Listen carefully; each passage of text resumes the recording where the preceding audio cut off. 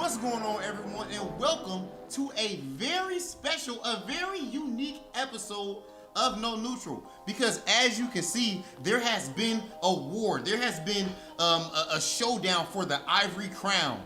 And my guy, Brian Neff, did not come out on top because hailing all the way from Europe, from the Ivory motherland, is none other than my guy, the one and only, one of my best friends in the scene, DJ Logan Summer. What's up, my boy? I mean, it's only right. It's where all the titles are going at the moment anyway, right? So we may as well have the Caucasian crown. Don't do that here as well. Bro, hey, look, man. Hey, y'all been doing y'all thing. We'll talk about that. Hey, Rob, man, listen, look. I've been watching the show. Man. Yeah, I've been watching the show. Yeah. And I have to say, like, I'm ready for the show, right? So, are you? Yeah, I'm ready. I'm ready for the show. Ah! I'm ready for the show. Ain't no way Let's do it. Let's do it. Ain't no way you put up with that, bro. Let's go. I'm comfortable. Yo, I am dead. Yo. Okay, my man pulled up prepared. Hold up. Look, y'all been winning in Street Fighter, bro, so I might have to see what's up with this pose off with you one of these days. I don't know, man. My man Phil Heath is American. Kai Green. I don't know who the best European bodybuilder of all time. It might be you. It's definitely not me. Not from, like, below here.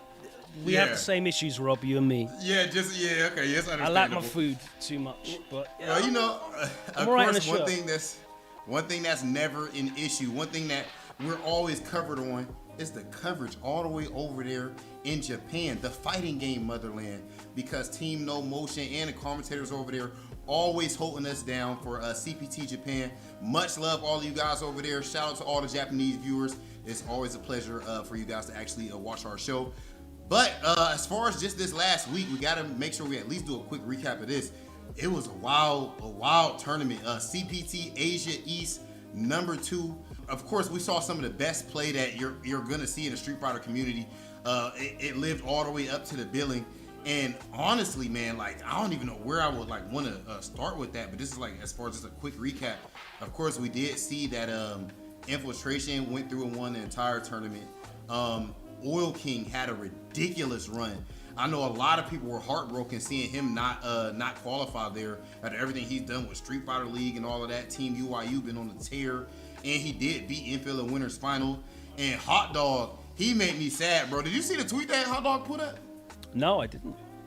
Yeah, he actually put up like a, you know how it go, man. Like that, he's like, not gonna lie, I'm really sad, like not being able to make it on this last shot and everything. Like, it's just such a rough year right now with CPT, with everybody being just stuck with these, only having a couple chances to qualify. But there's just It's a brutal format, right? Because it's rough.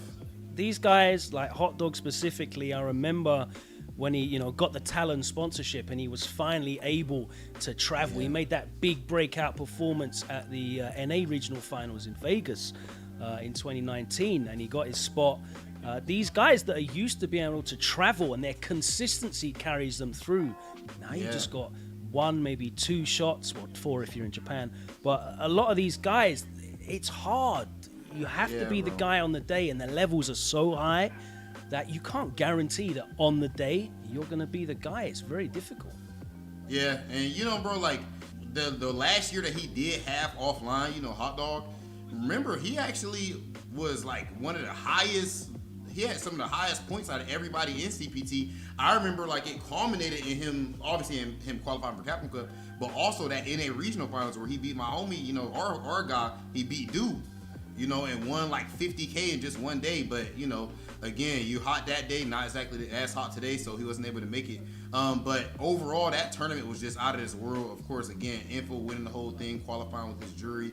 Oil King making an amazing run, finished in second place. We saw Diamond, the Dawson player. So much love to everyone over there in that region, man. Just that is exactly what we do all of this for. I think the event was just an incredible showcase of the region, because you think of East Asia and so much of the focus is on Japan, right? Yeah. But we really got to see some of these names that we know are godlike players showing out there. Yes, Infiltration 1, we know about his ability as a player, but guys like RB, the innovator, of some of Bro.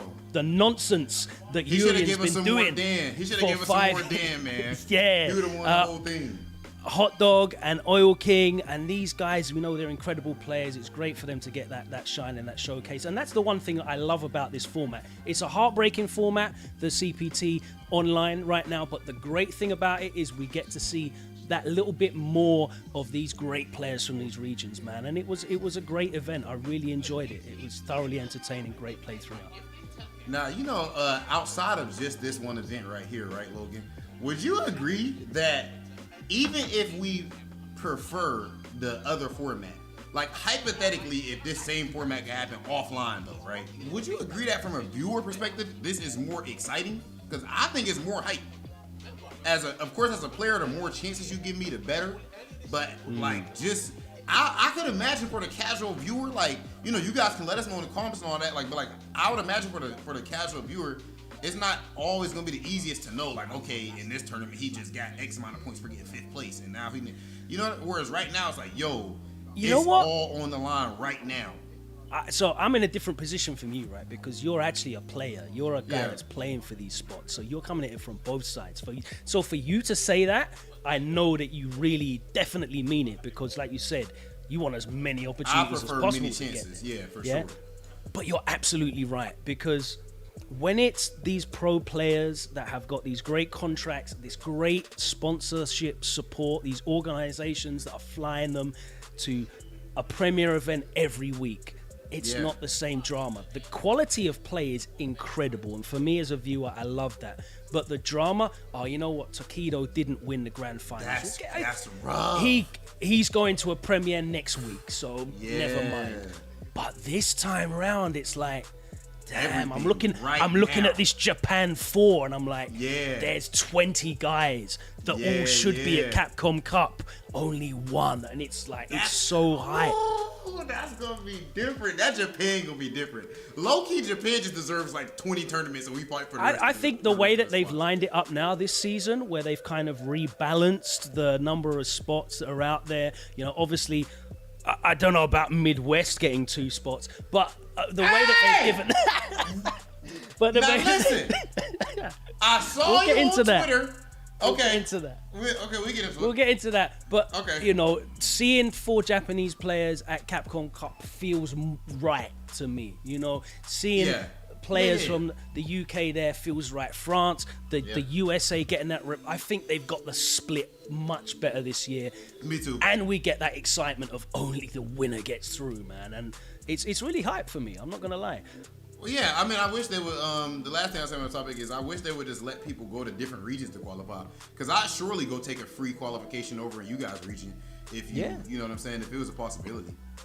Absolutely. I'd love to see you in top 16 losers, getting snubbed out by someone. Would be great. Me like that. Don't ever disrespect me like that. But listen, speaking of being disrespectful, there's been a little bit of talk. There's been a little bit of chirping back and forth. Honestly, it's been a whole lot because it culminated in even Capcom getting involved, the big wigs. Everyone wants a piece. Tweets.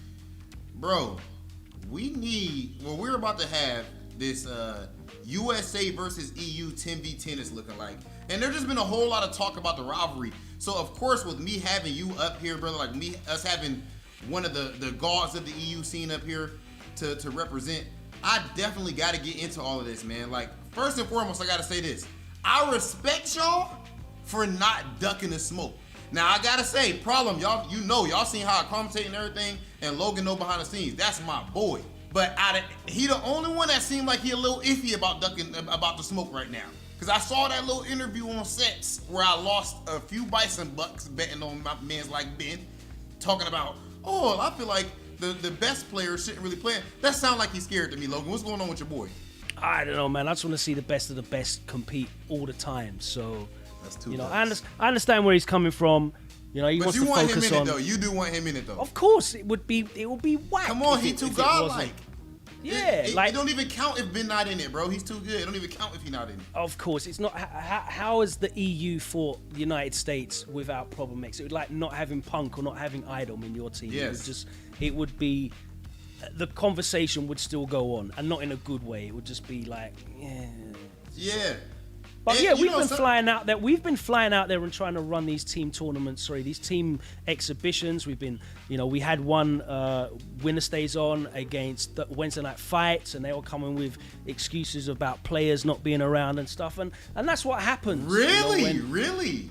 yeah, it happens. You need a definitive. they can't You need a do that. definitive result, and I think I think we know our top 7 players in Europe without any kind of debate. The other 3 spots is obviously rotating based on form and characters and what have you. But Yeah. I think America's probably the same, where you know the bulk of your lineup, right? Yeah. Right now, a lot of people feel like actually that Europe is favored. I'm hearing that a good amount, like behind the scenes. Like Brian even said that clearly he's a turncoat, but Brian even said that when he was talking to Nemo on a video call or something like that. And honestly, I don't know what you think about this, right? But obviously for me, I will have us as being favored in this match. Like with the format being like winner stays on, no pun intended. With the format being winner stays on, right? I feel like that we would have the edge. But there's some people, a lot of people, like I said, feel like EU has the edge. I feel like the reason behind this is, this might sound crazy to you, bro. I think that people, if you from America, you get less credit skill-wise. I know that can sound wild, bro. But for some, at least maybe that's within our circles. Maybe that's just within American circles. But Do you know what? I know what you mean. You because get what I'm saying? It's the proximity. You're like, yeah, that guy's nice, but I saw him lose to so-and-so at the weekly, or I played that guy at the weekly. He's good, but this guy that I see on stream that I've never played, he's You godlike. never played him. You never seen him in person. Yeah, It's got a whole foreign feel to it. Like maybe in Europe people will rate us higher than the people over here rate us. Maybe maybe that's what it is. Yeah, But I definitely. think it's more even I than can see people are that. saying. The fascinating thing for me, right, is of course, it's never going to be a definitive answer doing a 10v10, because if you do the winner stays on format, there's the Punk on his day can beat any single person in all of Europe, and Problem in his day can beat any single person in all of the United States. So if guys come through and they beat 5, 6, 7 guys on a team, does that mean the 10 players are better than the 10 players? Does that mean the region's better? Like for me, like Punk's in that debate for the best player in the world, and I would put players like Problem and Phenom up there as well for their consistency at that level. But when it's I'm gonna say Adam too.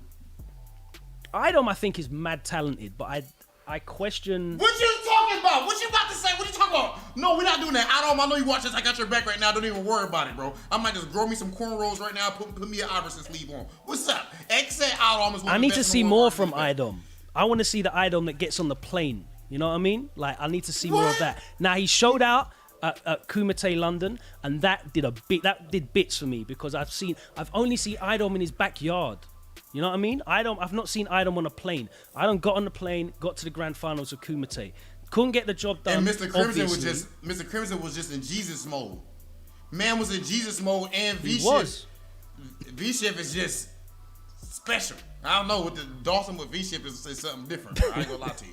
But It's stressful. But Idom, bro, you're not the first person I've heard bring this up. Like not having Idom as certain. I feel like Idom is like he's arguably number one. Like when you see what he even did at bro, look at Capcom Cup.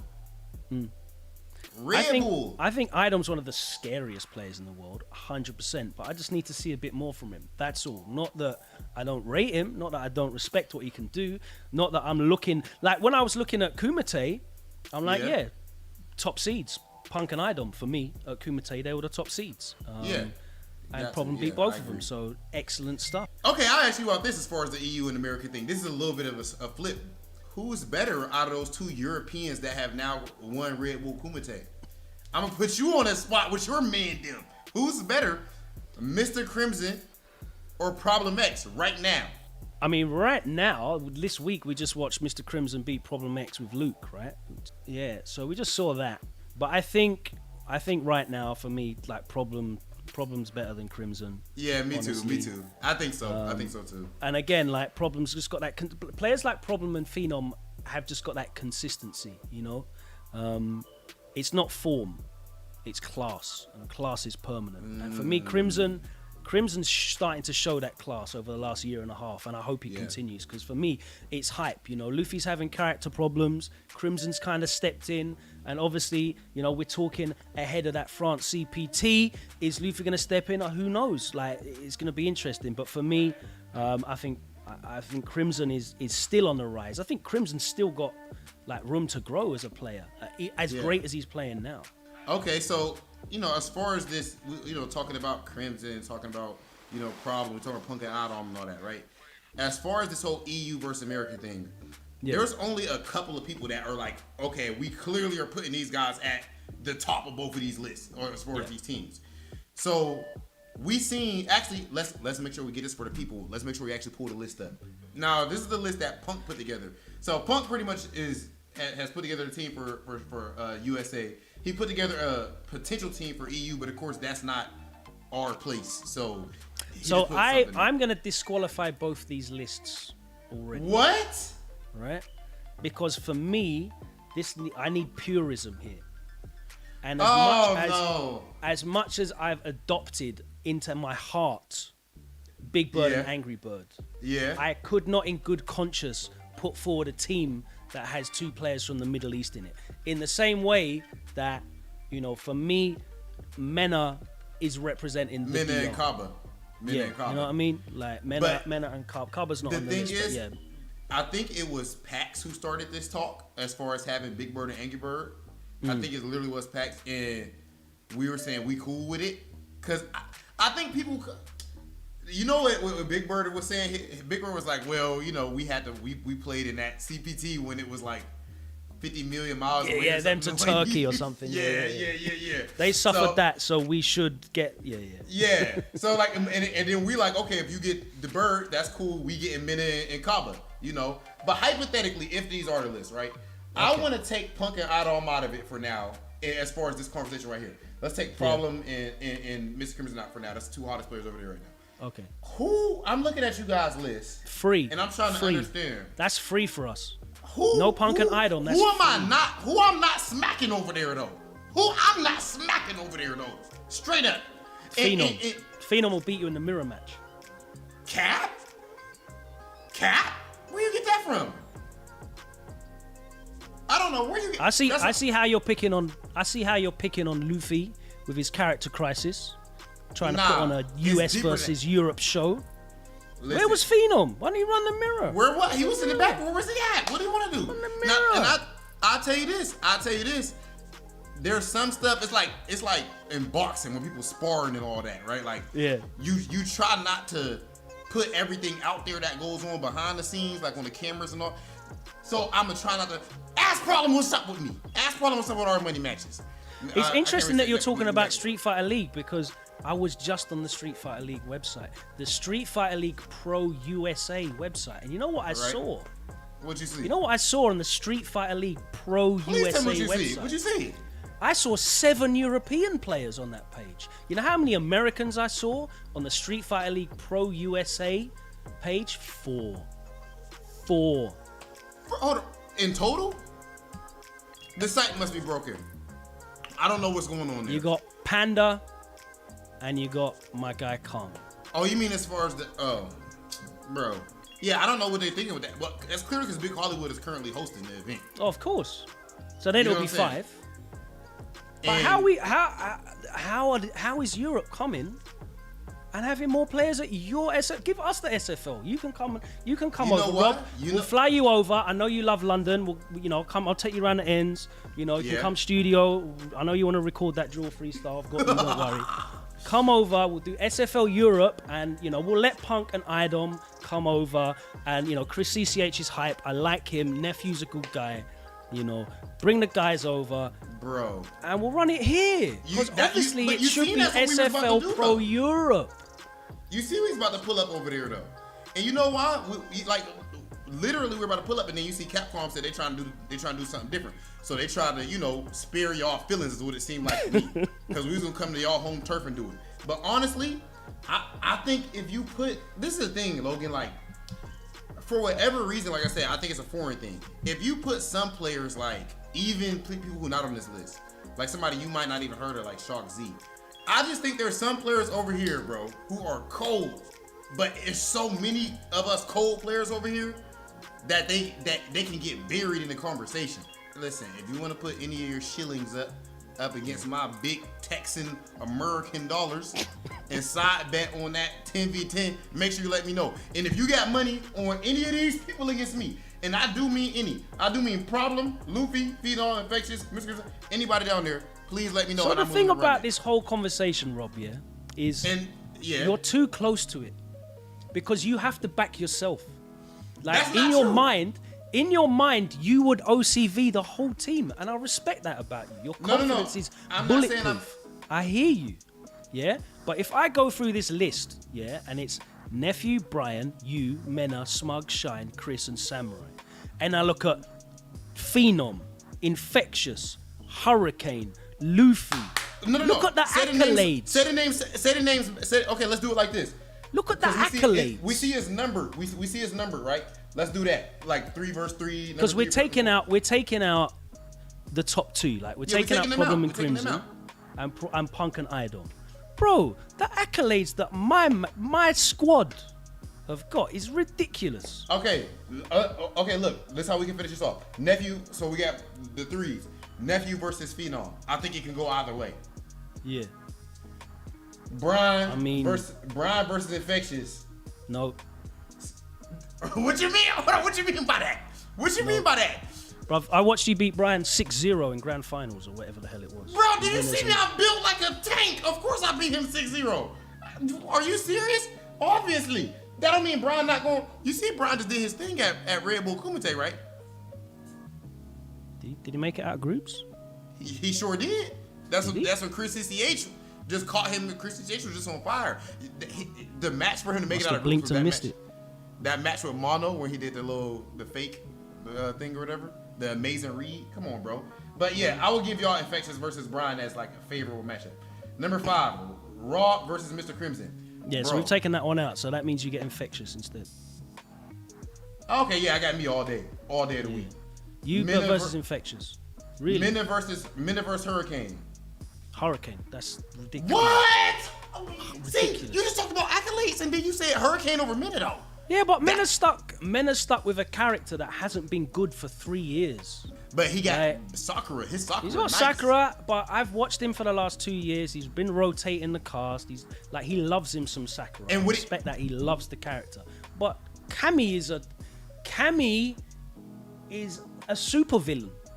You took out Problem X and Mr. Crimson because they so nice over there, and I agree. Yeah. Mr. Crimson and Mena fought at Street Fighter League. Yeah. Dawson versus Balrog. Mena brought out Balrog. That matchup's free for Balrog. You know it is. All right, moving on because that's a good point. I didn't even think about that because that's a fair point.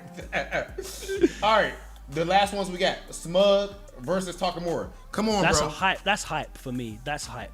Like Takamura is mad explosive. Smug is clean. I agree. That would be exciting. These are toss-ups, bro. Look, people. I know that the fans might not, because the fans. I'm keeping it a buck. I love y'all. Some of y'all dumb. So some of y'all don't know that me versus like Infectious is like a toss-up. I don't blame y'all. The people who need to know, and they don't want to smoke with me. But I'm telling you, it's a toss-up.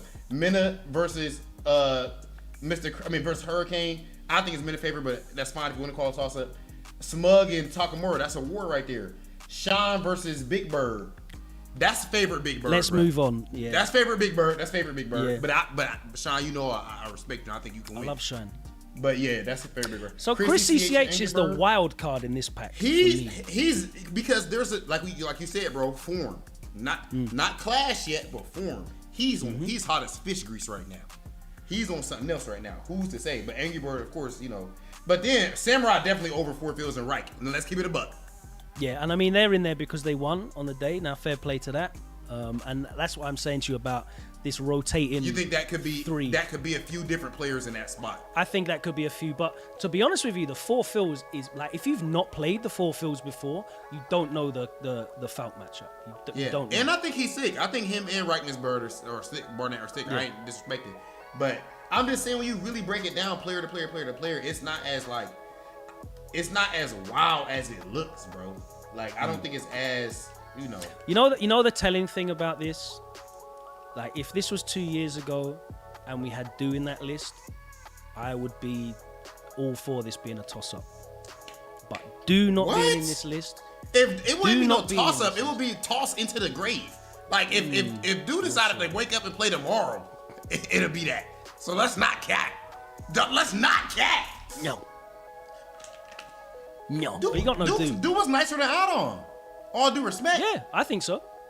And Adam nicer than everybody on that list. But I told you what I think about Idom. I don't think Idom's got the consistency, but Du's got that consistency. Oh, that's what I think. Yo, Capcom. Although to be fair, I don't think Idom's been to a tournament in I don't think Idom's been to an offline tournament in about 2 years and not made grand finals. So that's crazy. That's crazy. Yeah. That's crazy.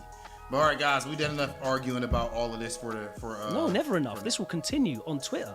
This definitely has. Actually, that's a great point. Please let us know what you're thinking about this. Like, who is right? Do y'all think do y'all got NA winning this? Do y'all got EU winning this? Do you think there is a clear favorite? I'm definitely interested in seeing it. I want people to post their results of the players numbered like 1v1, 2v2. Like, post your results in the comments, and then we'll have a look. That's fine. Not that means anything.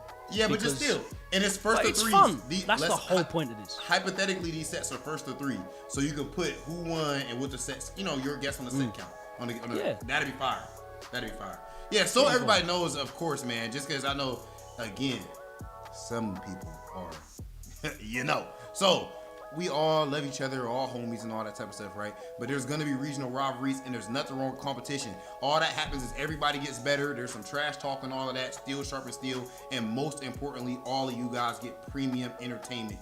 Hopefully enough entertainment that it can even hold a candle to what we are about to witness next. Ladies and gentlemen, we already saw a war in the first time we had this tournament just a few months prior, where the person who won it was the hottest player in Europe. Right now, probably giving him a run for his money, but of course, that being none other than Mr. Crimson. He decided that he was too much of a nice guy to go ahead and enter again and try and win the money, so it's all up for grabs. We're going to see who is going to join him to qualify for Capcom Cup. This is the top 16 for France, Spain, and Portugal, number 2.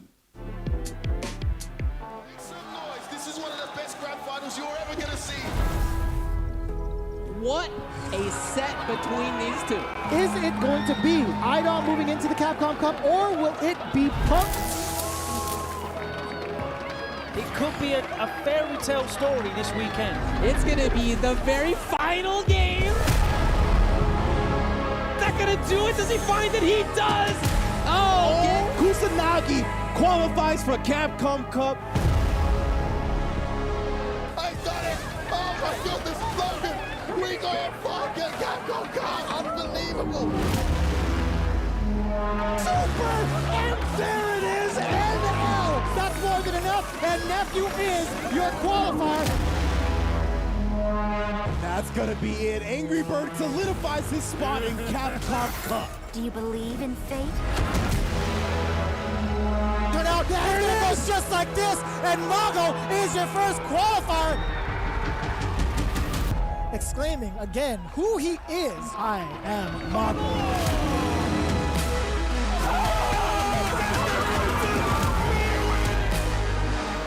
Fight you. Yo, that optimization. And he's done it again. Can we really expect anything less? Find me better Street Fighter. I dare you. It's right here. You don't even have to go anywhere. I bought it to you. Dream matchup for Street Fighter V.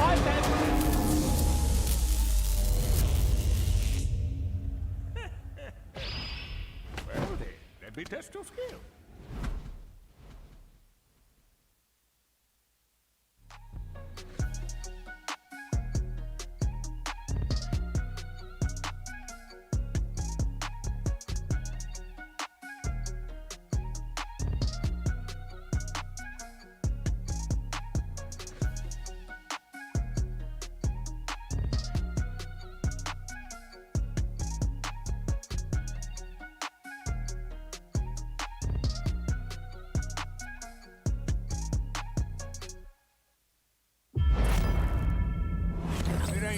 mate to run off to mum then.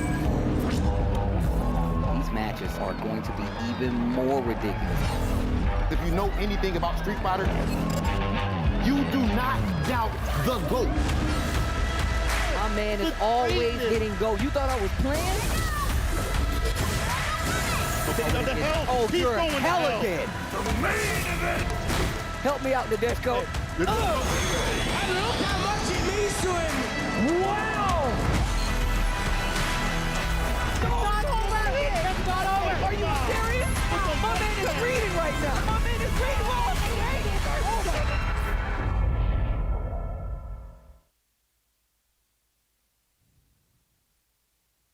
All right, ladies and germs, Street Fighter fans from all over the world, welcome back to another European CPT online tournament here. I think this is our penultimate one throughout this season here from 2021 going into 2022. But we're going to be here talking more about France, Spain, and Portugal, their second and final CPT. We're going to be taking you through the top 16 today. Myself, Jammers, and he has graced me with his presence once again. Don't worry, I paid his appearance fee, and he's come to take all our jobs. So watch out, commentators. He's here. He's hungry now. But Matt, talk to me. How are you feeling today? Well, thanks for putting in the good word, man. I'm very much looking forward to seeing what the French and Spanish community are going to bring to the table today. I've already had a look to see what players we got in the winners and losers bracket, and it's stacking up to be quite a show today, that's for sure. The first match especially looking very spicy, for sure. Speaking of spicy and familiar names and new ones as well, ladies and gentlemen, on your screens right now, you're about to be seeing the top 16 bracket for today or this weekend panning out. We have to determine who is going to be making it to the top 8 and playing for all the marbles tomorrow. Remember, this is for a Capcom Cup qualification spot. And for those of you who do not know, the previous winner to qualify for Capcom Cup, Mr. Crimson, he did not enter the tournament this weekend. He's actually watching it on his own stream, and he's given his own insight on the players and his own commentary as well. Didn't fancy going for that extra paycheck? No, some people did and some people didn't. And do you know what? The guy's on No Neutral. Shout-outs to Rob TV and Logan Summer, featuring Logan Summer. Good stuff to Logan, as always, representing the UK and the EU scene in general. I'd actually like them to probably have that as a topic. How do you feel about players entering both CPTs if they've qualified? That's a good shout, actually. Yeah. I think that's an interesting one. It's definitely split down the middle in terms of what the community prefer to do. Some of them do like to go in, like extra paycheck, or potentially be the gatekeeper. Other ones just like, step back, maybe stream it and then talk over the action. So there's a lot of options. Yeah. But yes, as you can see on your screen right now, this is how the winners' top 16 is looking like. As Matt alluded to before, we have a classic. If you've been watching Street Fighter since Street Fighter 4, Luffy versus Valmaster, the kings of France at one point in time, this never gets old. Used to be Rose versus Chun-Li back in the day. But now it's Rose. Many times. Now it's Chun-Li versus Mika. Or we could see Luffy's Colleen, but I probably don't think most people want to see that. Valmaster. Not polished yet. Yeah. Valmaster's got a couple other characters under his belt, but we'll see. It might not go to that. But if we go down, we got another classic French bout with Kills You, Young Prodigy, and Link Exello. Yeah. He's actually got a strong chance of actually qualifying this week in Kills You. He's been practicing with a lot of the French players as well, and he's definitely one of the strongest carrying players we have in the European region. No doubt. And as you said, he's gone up against Link Exello. He's got 3 characters under his belt. Newly additional Sakura to his roster. Of course, it is normally Nakali Nabuki.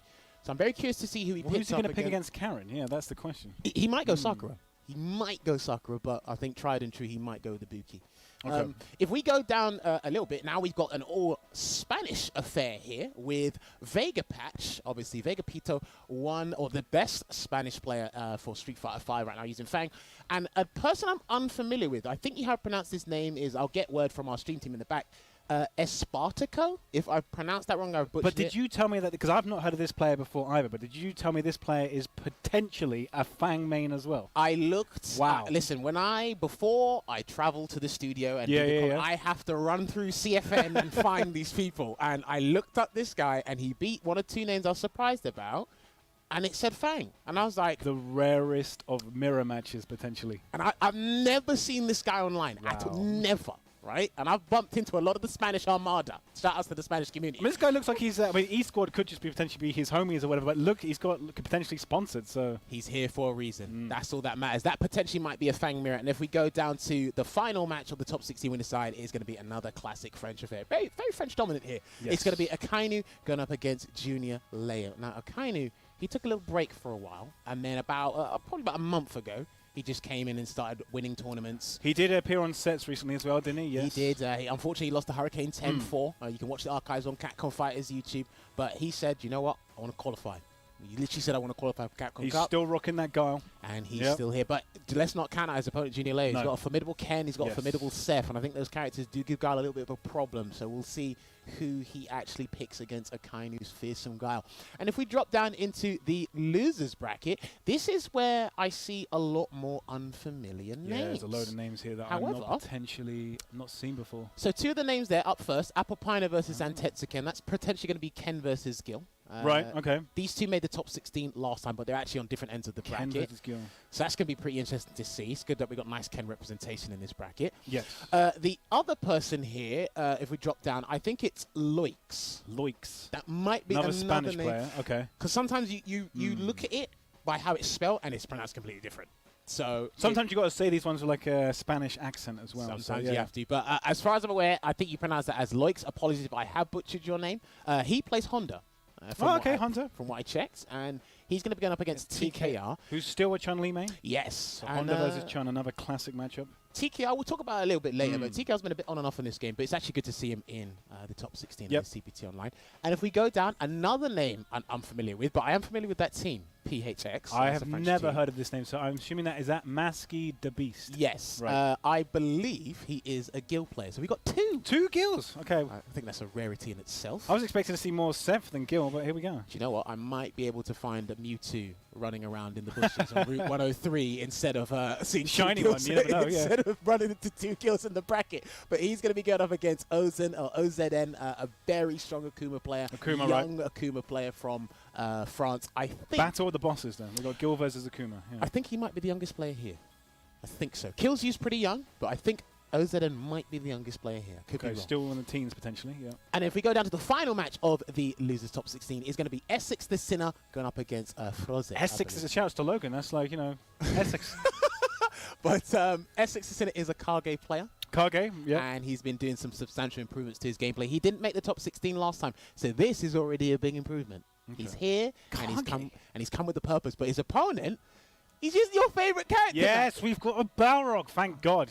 Asking you shall receive. Yes, Froze made the top 16 last time, but he is here once again. Unfortunately, the losers side of the bracket. Not going to bump into any of the Spanish compadres, but I'm hoping Froze at least lands 1 final tap. That's all I'm asking for, just 1 final tap. Who knows? Putting the request in now early before the matches start. Who knows, but we'll see. But yes, that is how your top 16 round 1 match is going to pan out. But if you want to see more information on the bracket and how these guys made it to the top 16, just hit ! bracket in the chat, and it will come up with the Smash GG for France, Spain, and Portugal too. But this is going to be very interesting because, again, just like last time when me and Logan was here, it was a case of it was just dominated by the French players and the Spanish players. I don't think a Portuguese player entered last time, but a Portuguese player did enter this time, but didn't make it as far. Did they go 0-2? No. I believe they didn't go 0-2. Okay. But again, it was just one of those things where stepping stones. When we have a CPT comprised of various different regions, we want to have 1 or 2 representations from. No, of course, yeah. You want to get as wide a reach as possible. Show every region in as much as you can. Well, obviously, because of Brexit, we left, so we don't count. But in terms of the European scene, you're probably looking at 2 of the most active regions for fighting games in general, not just Street Fighter 5, just fighting games in general. And it's great to see them there and still represented. Like I said, familiar names as well as some new names there. But also, do not forget, these guys are playing for a hefty amount of money. They are playing for, again, the top 8 places, but they will be, if they make it into the top 8 tomorrow and they make it to top 4, there will be a $5,000 prize pool split between the top 4. So also big shout outs to PlayStation Tournaments in partnership with Capcom for providing the funds for this, and each and every tournament, the top 4 getting that cash money, man. Outside of the big incentive, the main objective to qualify for the Cup, there's a little bit of. If you're in winners already, you only need those 2 wins, and you're already in the prize pool. So it's great to see. And obviously, we haven't had it too often in fighting game tournaments. But again, having these online tournaments and then having that, that prize pool there for the players to play for. It's just a bit of extra incentive. Like, you got the potential to go to the Capcom Cup as well. Obviously, if you win, but if you make into that top 4, then you've still got something to show for it at the end. So I like how they do that. And there you go. It's obviously accumulated over time. This is what's going to happen at the Capcom Cup finals. If you haven't seen the trailer, it is on YouTube, and you can go on the Capcom Pro Tour website, capcomprotour.com, and find out all the qualified players so far. But they are going to be included in the Invitational, where the prize pool is going to be over 200,000 USD for Capcom Cup. It is going to be a juicy one. Yes. I cannot wait for February. It's going to be fantastic indeed. So that's pretty much how we're opening it. Yep. But you're looking forward to this first match, as you said. Oh yeah, Luffy just versus going back. Valmaster? We're going back to sort of like, the 2009 to 2014 era. We're going to see that classic. These guys have the Street Fighter 4 fundamentals, and we're going to see them potentially on display in this match. Now he says Street Fighter 4 fundamentals, but I mean, I mean, obviously Luffy plays like Mika. It's a different kind of game now, but dude, we've seen a complete rehaul. The mindset and the philosophy is still there for Luffy, but a complete rehaul in character archetype, philosophy on how to attack the opponent. And again, he still takes the gambles, but now just in a different kind of way. Do not forget as well, right? His opponent, Valmaster, he was actually the best Chun-Li in Europe. He qualified for Capcom Cup 2014. I would say potentially the best Chun-Li in the world towards the end. Definitely for 4. Like his neutral was always amazing, and he always had those really tricky combos down with the one-frame links and everything. He came out with a purpose. He qualified. A lot of people, especially in the latter half of Street Fighter V's lifespan, don't know him. So hopefully, I'm hoping Valmaster can actually show you guys again why this guy is still highly respected, highly revered in the Street Fighter scene. Always did damage at like tournaments like Stunfest and stuff. You always saw Valmaster make it into that top 8, edging into the top 4, taking out like a bunch of like the UK top players as well. Exactly. A threat, always a threat. And it's like he's been a little bit on and off with Street Fighter 5. I think he's played other games as well, so he's dabbled in other kind of like sort of like communities. Yeah, for sure. And it's a case where, do you know what? Sometimes you're feeling it. It's near Christmas. It's a free enter tournament online. Why not? And he finds himself. He's just an esports player. Like fundamentally, he is an esports player. Indeed. But you know what? Speaking of the esports players, Stream Team, do these guys have esports quotes, or is Luffy going to be disrespecting everyone as he normally does? Roll the quotes. Please let me see this. Okay, so Luffy has to say, pretty cool to play against Valmaster, my longtime friend. He hasn't been very active in Street Fighter 5, but he plays Chun-Li.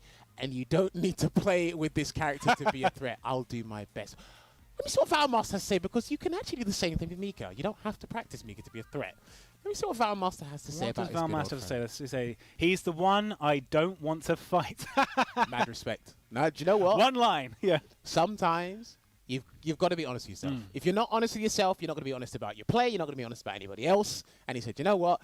I didn't really want to fight you today. I felt like entering this He's weekend. got the jokes emoji at the end. He's still looking forward to this match. But he knows it's going to be difficult because obviously Luffy, Evo champion. He's done like damage in Street Fighter 5 throughout the entire history of the game. This is going to be a tricky match for him, 100%. For sure. So we are in first to 2 territory. First to 3 territory is tomorrow. Yep. But for those of you that don't know, because I was keeping up with the bracket earlier today, so to get to this place, winner's side top 16, Luffy actually had to beat TKR in the same matchup. And it was actually 2-1 to Luffy.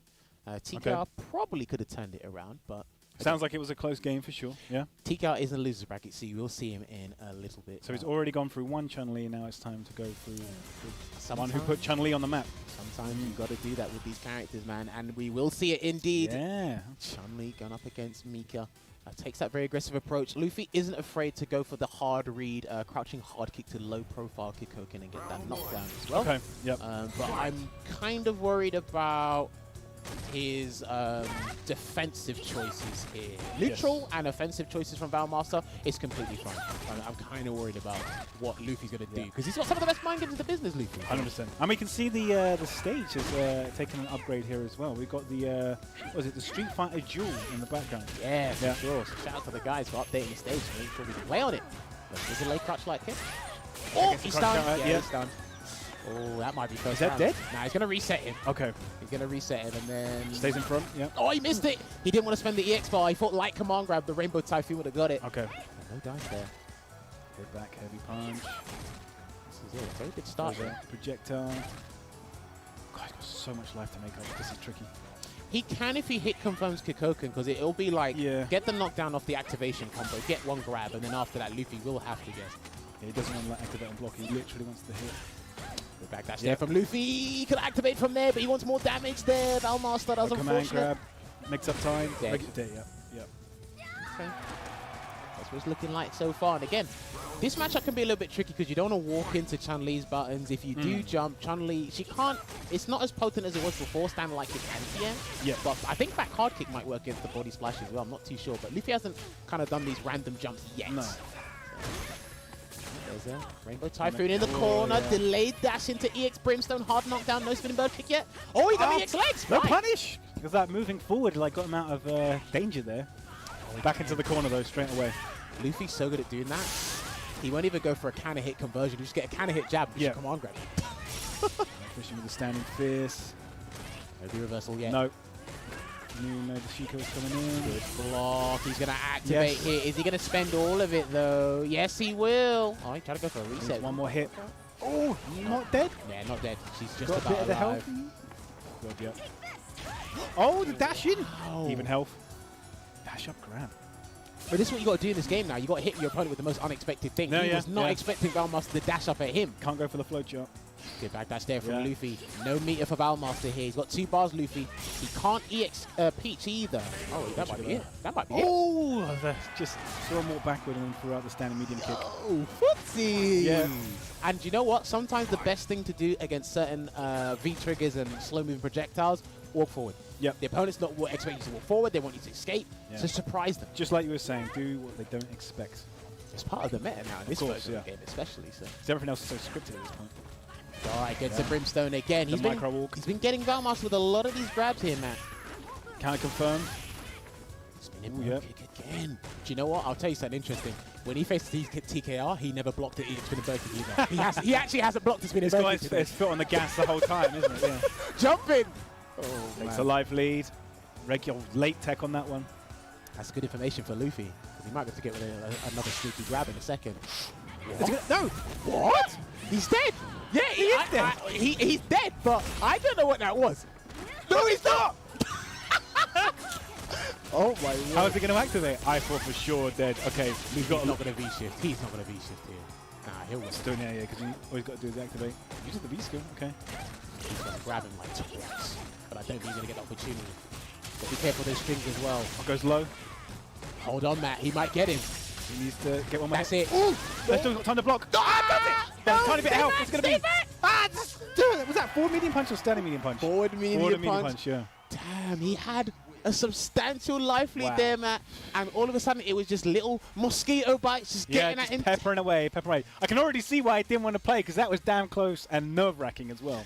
Dude, again, and the thing is, I don't blame Chun-Li players for this. It's like, when you feel you got a spinning bird kick against Mika, you got a spinning bird kick against the character, man. Yes. And again, man. My heart after that one. And that's only the first game.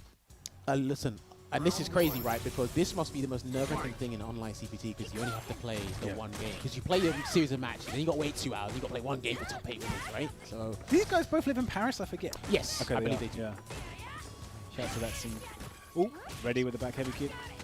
Oh, walk back. Okay. Yep. He punished the throw, but again, Luffy's setting up situations where you think he's going to do a combo and he doesn't.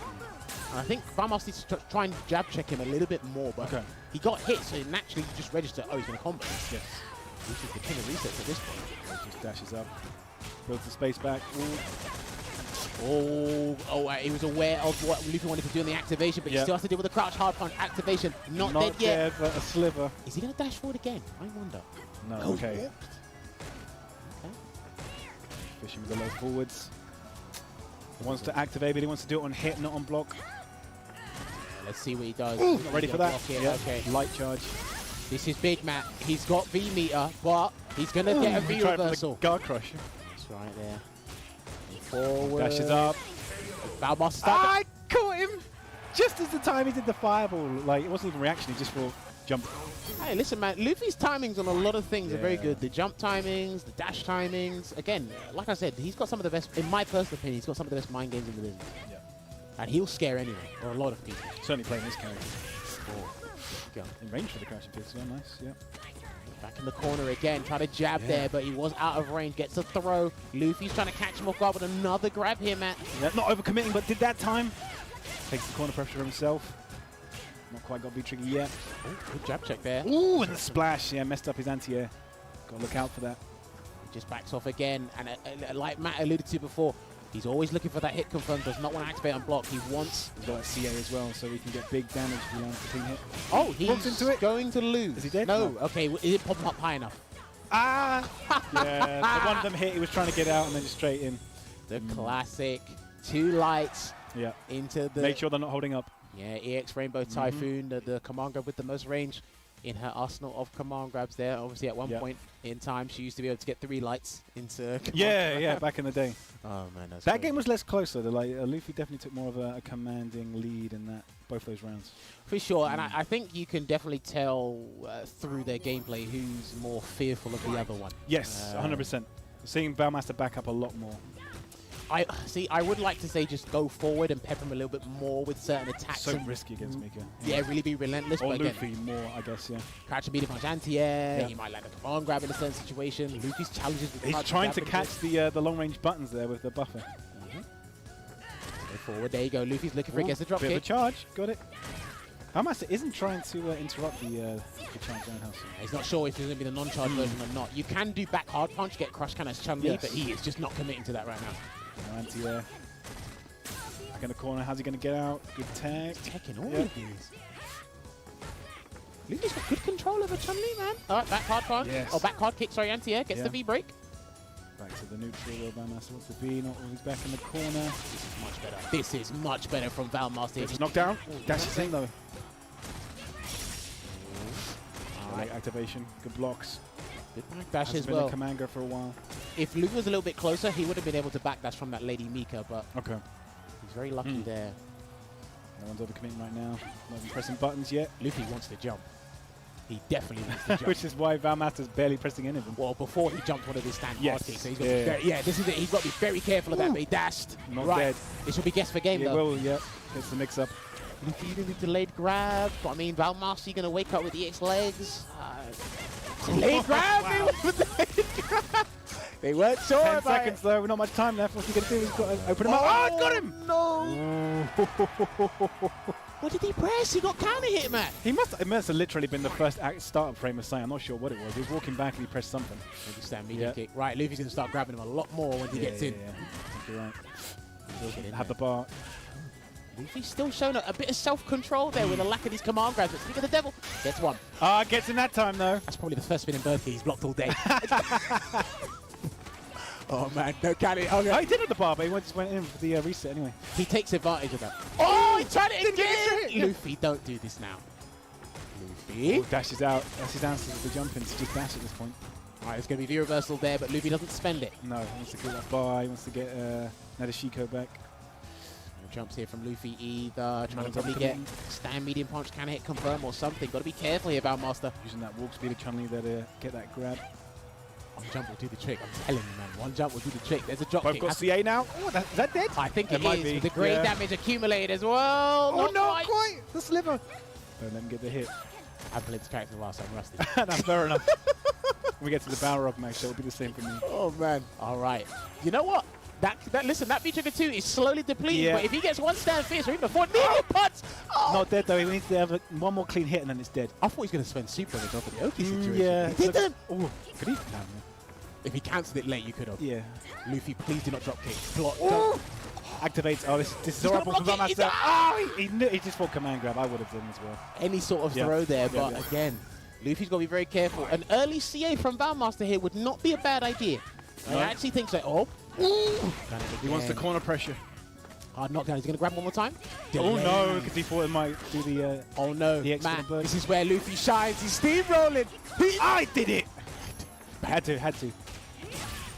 Yeah, they're dashing into each other. They're dashing into each other at this point. Valmaster wants out. Luffy wants in. Good block. Yeah. Take it right back to neutral. No anti-air. Just in case he went for the splash. Again, looking for that confirm. It's a V trigger, but Luffy activates on block. Could still force something to happen. Block it. Goes the right side, but back in the corner. Oh, you could lose. Oh no. Oh, is that possible? Oh wait, do you know why I didn't post that? Because Luffy does the butt slam and it's a frame trap. Okay. He does the butt slam. It's a frame trap. That's why I didn't touch him.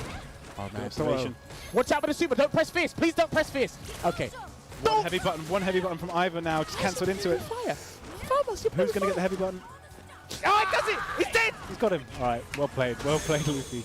Dash up, tick grab into Itch. Rainbow Typhoon takes it then a nail-biting set. 2-1. Dies with all that meter. To Luffy. Yeah. And he's going to go to top 8 on his side tomorrow. Familiar position for him. A little bit nerve-wracking for everyone at home. Because, of course, yeah. Again, Valmaster was playing with, he's treading thin ice there, right? Because when Chun-Li presses stand facing you in the corner, that's like -4.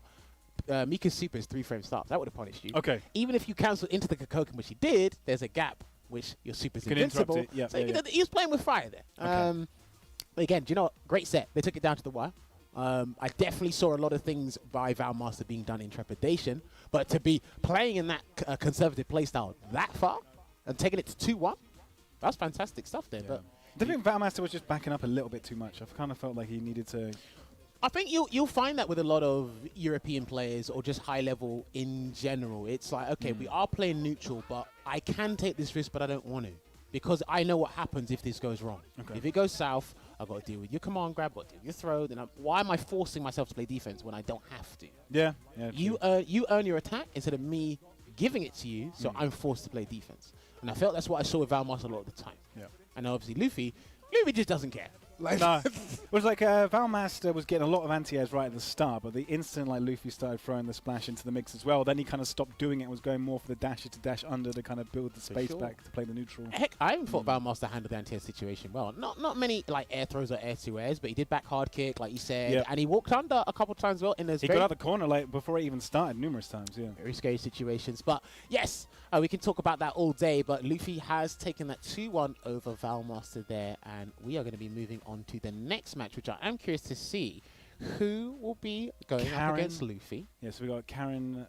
Was it Kills who's going to play Karen, and Nick Exello who's saying with the 3 characters, which is he going to pick? You thought it might be Sakura for sure. It's fine. But yeah, it's going to be interesting because I think he might start off with Ibuki, but he has been putting a lot of work into Sakura as of recent. So maybe if he just kind of get washed like.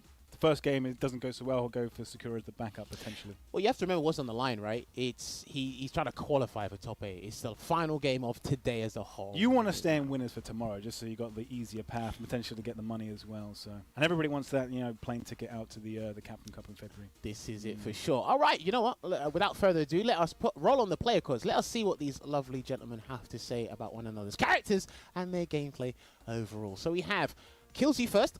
This match will be difficult, like all the matches. I like that. He's being nice. Okay, that's a very neutral. That's like humble, true neutral comment. Yeah. Spoken like a true Karen player. Yeah. all my matches are hard. Yeah. Great, fantastic. All right, that's like that from Killsy. But what has Link Exello got to say? A bit more spice, I'm expecting. Come on, what we got? Shoutouts to the OFLP crew and the French FGC. Next match will be tough, but I'm looking forward to it.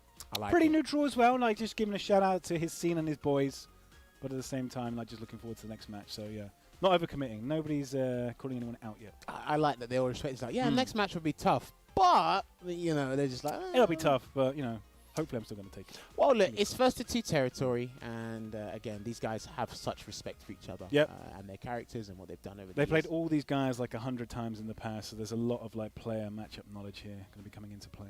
So it's just another day at the office, and yes, these two were in the top 16, or like they featured in the first CPT online that Mr. Crimson won a couple of months back, and they're back here again fighting each other. But again, this is a very important part because again, to win tournaments, I'm going to say Sakura. Is it going to be Sakura? That's what I'm going to say. My gamble. Yes, no. Oh, yes. Yeah, okay. Ryu outfit. He is going to take the risk. Good. Okay. I've been enjoying because I've been watching a lot of SFL and like seeing like Mena play Sakura. But I've been enjoying watching this character a lot more. And we've got the classic rival school stage, which is nice because like Sakura is in rival school. I feel she doesn't get spoken about enough as maybe a potential top 10 or just a solid contender to just run through a bracket. She is a very, very good character, and I think she got one of the best normal attack anti in the game. Crouch Fierce, that doesn't get spoken about enough. But I like the fact that Link Exello has added this character to his roster, and he's been putting in quite a bit of work with the character. Definitely a good one to have in the repertoire for sure. Crush counter there and charging the 5-0 into the corner you go. Pushing the crouch medium. Oh, nice shimmy. Right. Gonna spend it. Yep. Not stunned yet. One more for stun. Oh, V shift. Yep. Was ready for it. First round. One thing that Karen is so good at doing is not particularly getting the stun from the combo, it's putting you in the situation for guess for stun. If it's going to be a stand light kick tick grab, is it going to be the back throw, am I going to shimmy you and bait your V-shift? She's so good at doing it. She's been doing that for years. Takes you the corner so damn quickly as well. It's like all of a sudden your back's in the corner and just can't get away. Hey, so does Sakura. Sakura's got some mean corner carry as well, but sort of like side switch, that was nice, yeah. Throw into the corner again. I wonder what button outside of stand light kick is she going to be really using to try and whip punish or even contended Karen in that neutral game. Gets the B reversal. Wasn't going to give the free activation. No. Oi, the nice whip punish, yep. Sweet, that was lovely. clean. Throw? Yep. Maybe another one? Low forward. Activates. All gets a hit. This is big. Look at that screen carry, but he can back roll. There you go, V-shift, and he's just going to work from here, but Link Excello can take him to the corner, guess what's done? Overhead? No. Wake up low, short, but looks at it. The V-reversal. Not range to punish. Dash in, trade. I think Link Excello should be looking for like stand light kick into fireball maybe. It's the EX1. Oh no! Wow, buffered. He done it. You gotta do it, man. 100%. You gotta play this character at high level. You gotta have those stand light kick buffers on lock. But Kills You has CA, so Link Excello, please be careful with your fireballs. I said be careful with your goddamn fireballs, man. Called it out. That was nice. Into the corner. Throw could be another one. What's it going to be? Goes low forward this time. Stun is coming. Yep. He's dead. He's dead. Best follow up. EX Orochi and then all that nonsense. What the hell is this? Went for a little bit more of the stylish one at the end. Yeah, fair you know enough. what happened? I know. There's a slight lag. That was perfect as well. I didn't even realize. Okay. I said it with Phenom when he went against Rikaman's Barnet. I said, "Don't jump." Phenom jumped. I said, "Please watch out with your fireballs." And he still threw the fireball. You see it coming. Yeah. I should be the. You got that Rose fortune teller kind of like level of just like you know what's coming in the future. Here's the deal. Forget them. Here's the deal. You take my spot on commentary, and I just become the Street Fighter voice of reason. Yeah. I just be that voice in everyone in the back of everyone's mind, and it's like, don't do it. You're like the angel on the shoulder, just saying, look, you know, the amount of money you could lose right now, that plane ticket's floating away. Don't do this. Yeah. That might be a good idea. And obviously, shout outs to the Street Fighter Duel, the Capcom authorized mobile game, which is now available for download in Taiwan and Hong Kong. And then also shout outs to PlayStation Open Series tournaments. So you can head over to PlayStation, compete.playstation.com to learn more about the PlayStation tournaments and find out more about Street Fighter 5 action. For sure. Obviously, we'll talk about those a little bit later, but we did see him pop up on the screen. And our show as well, which I was on last week as a guest appearance. Yes. Don't worry, he does a lot of work for the show behind the scenes. I'm just the face. But we do have another one lined up for you guys this Monday coming up, so do stick around if you do have to be there as well. You're the main host. The main host. One of them. One of them. Right. So Nakali. Oh. Is that how we just saw? Yeah, it's Nakali. Was that one of the three characters that you said? Yes, okay, it was one of the three. Wow. Come back in time. I would have preferred a Buki, but Nakali has a better damage output. And I think he's more comfortable with Nakali. Okay, no, yeah. Sometimes it's better to stick with what you know, just because you got that kind of like muscle memory and you just remember the situations better with that particular character. And I'll be completely honest with you as well. He didn't do as well as he wanted to on the ground because of carrying and kills his fundamentals, so let's just take it to the end. He didn't really make most of the. There wasn't really much of the fireball game either. It's just like Link Zello just bypassed it pretty much. But even then, I think he's got to watch out for doing the V-Skill 1, the ground pound. Okay. Because I think Karen can do EX Tenko through that. Maybe. Might be right actually. Yeah. Reaction. Well, let's see what Kills You does. He can activate V-triggers. He's going to save the V-reversal attempts. Gets grabbed once. Okay. Just waits. I forgot now that V-trigger does kind of like go down as well. He's changed. Yeah, V-trigger 1. You don't see Nakali connections. Well, V-Trigger 2 is the one that's still got the infinite timer. V-Trigger 1 goes down for combo potential. I guess he gets a bit extension of his command grab now with the V-Trigger 1 specific move. I can't remember what it's called. The one that's kind of like where he jumps in the air and ground he lunges at you, There you go. So good spacing right now. Gets the confirm from target combo. Yep. Building that V-gauge. Give you a reversal. Yep. And I'm curious, he's blocking a lot of these crouching medium kicks, but he's not taking his turn back. I like that he's not like challenging just in case he gets whiff punished again for trying to take a turn back, but nice jump. Jumps away from the command grab. Okay. Damages him in the corner. It's going to be throw, yeah. Is he going to go a little forward or not? No. V-reversal, and Kills You's got no more V-reversal, so if he does get out, V-reversal again, build up that grey damage, I like it. flip him aside. Oh, from that range as well. Did he get a dragon punch though? He did. He had it. And again, all right. If you're gonna do it, the classic. If you do it, here's can you block it? But Nope. this is the thing. It was to kill his momentum and solidify his place in the top 8 winning side. He couldn't afford to let Link Exillo play another round there. Yeah. That's how I saw it. And what a time to let that off the extra center there, because again, it was just, this is something I tend to tell people to do if you do find an Akali to play. It's when they're in V trigger, V reversal, and rack up that grade damage. Let them kind of think twice about their approach. Yes, they got a fast dash. Yes, they got a potent jump. It's like, look, you got something hanging on the edge there, and I want to take advantage of that. So let's play a little mind game here. And Karen's use their V reversals like all the time. Yeah. So I mean, he was a game up. It was a good time potentially to test to see what he was going to do and seal it. He had an extra game to play with if he did manage to block it. So it was a smart play. Very good strategy there. But well done to Killsy. So he'll be going up against Luffy tomorrow in the top 8. I need to check the brackets from last time to see if they actually bumped into each other. Definitely need to brush up on the Mika matchup in preparation for tomorrow. Well, I mean, after what we saw with Rob TV and Luffy, I don't know. I don't know if he's going to go Mika because it's the player matchup, or is he actually going to try Colleen against Karen? Because I reckon he's going to go Mika. Karen's one of Mika's worst matchups, but we can talk about it tomorrow. Yeah. That's going to happen tomorrow. We got to drop down into our third match. Oh my God, we're going to find out. We finally bringing the curtain up on this one to find out if we get the rarest of mirror matches. Like, this might actually be the rarest mirror match. I can't think of one that's rarer than this if they do play the same character. Dan? Maybe. But actually, no, Dan hasn't been out long enough. I can't. True. I mean, anyone that's kind of come out this season maybe is kind of like out of the equation, but anyone before that, yeah. So, yeah, we are going to be having Vega Patch going up against his fellow Spanish brethren, Espartaco. I believe that's how you pronounce it here. Now, again, we are very familiar with Vega Patch. Yes. Features on SFL, yep. Spain's strongest player. Been in many, many CPT events over the years. For sure. And again, he's had some really good matches that are still on Capcom Fighters YouTube. Yeah. Go look up, right? Even one including against Daigo, right? Yeah. So, I mean, if you want to literally learn about the Fang matchup, he's one of the first players you look up for those replays on CFN and look on YouTube as well. For sure. But his opponent, I'm going to hold my hands up. I have never heard of you until about 11:30 this morning when I woke up. So I'm going to learn something new today. But gentlemen, please roll the player quotes and let us find out what these two have to say. We might not actually even see the Fang Mirror, but I am also a teacher in an esports academy. That's great. Wow. It just happens that my opponent is my student. Wow. Everyone behold what a Fang Mirror match looks like. Disfruten. Is that Spanish? I assume it must be. I have no idea what that means. I had no idea he was an esports teacher. That's really cool. I didn't know either. So he's doing kind of like what Mena does and teaching other players in his community to kind of build up the scene. So I got a lot of respect for this. All right. Shout outs to Vega Patch. What has his student got to say about his master? I'd let him have it. But yeah, I was going to say I'd let him was have very tough the last game, but the rest was easy. Wow. Man's got a proper head of hair as well. Look at that. Damn, he's got more hair than Mark. He's got more hair than Mark. Wow. But okay, so I mean, these guys have kind of teased it. It might be a Fang Mirror. Let's not forget, Vega Patch came third in the last online CPT, only losing to Mr. Crimson and Luffy. But he's here now, and what a big statement he can do if he does qualify for the CPT, because he is one of the potential contenders, possibly one of the favorites to win the entire weekend, but it's not going to be easy.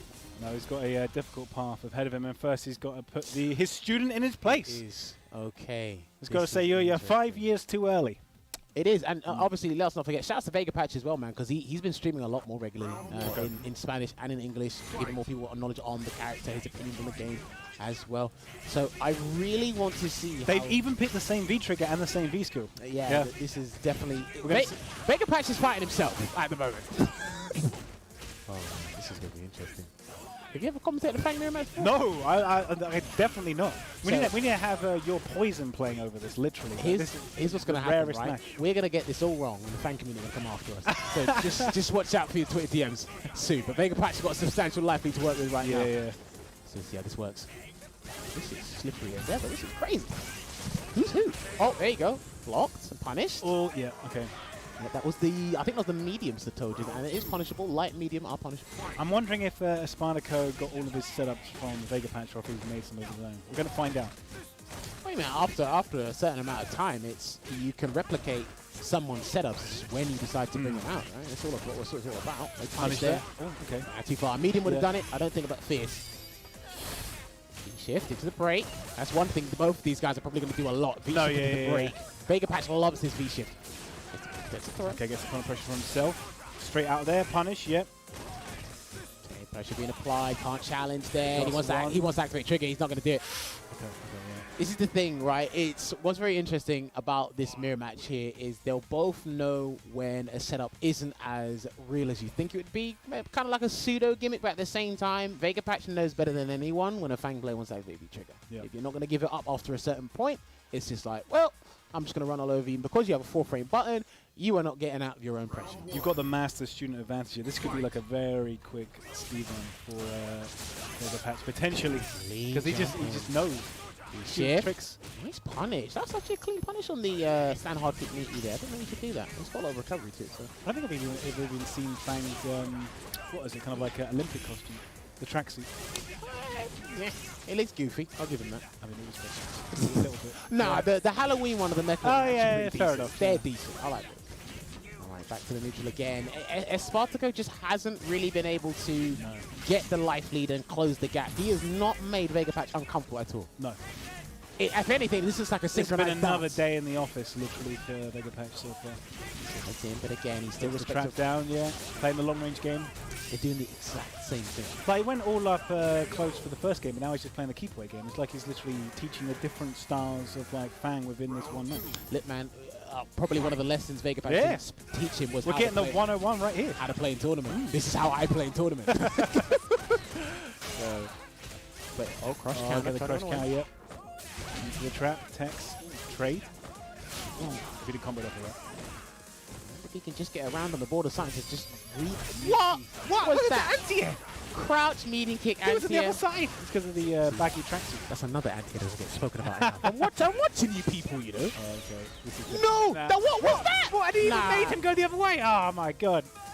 You do not You want don't to do that to your student. This is mean. You're gonna demoralize him. The Satoja, You gotta give him one game. the Satoja Or literally around. went the other way. It's like, you're looking over here, and I went, what was that? It's like, come on. That was, I've never actually seen that before. I don't think if you gave me all day, I probably couldn't even recreate that in training mode.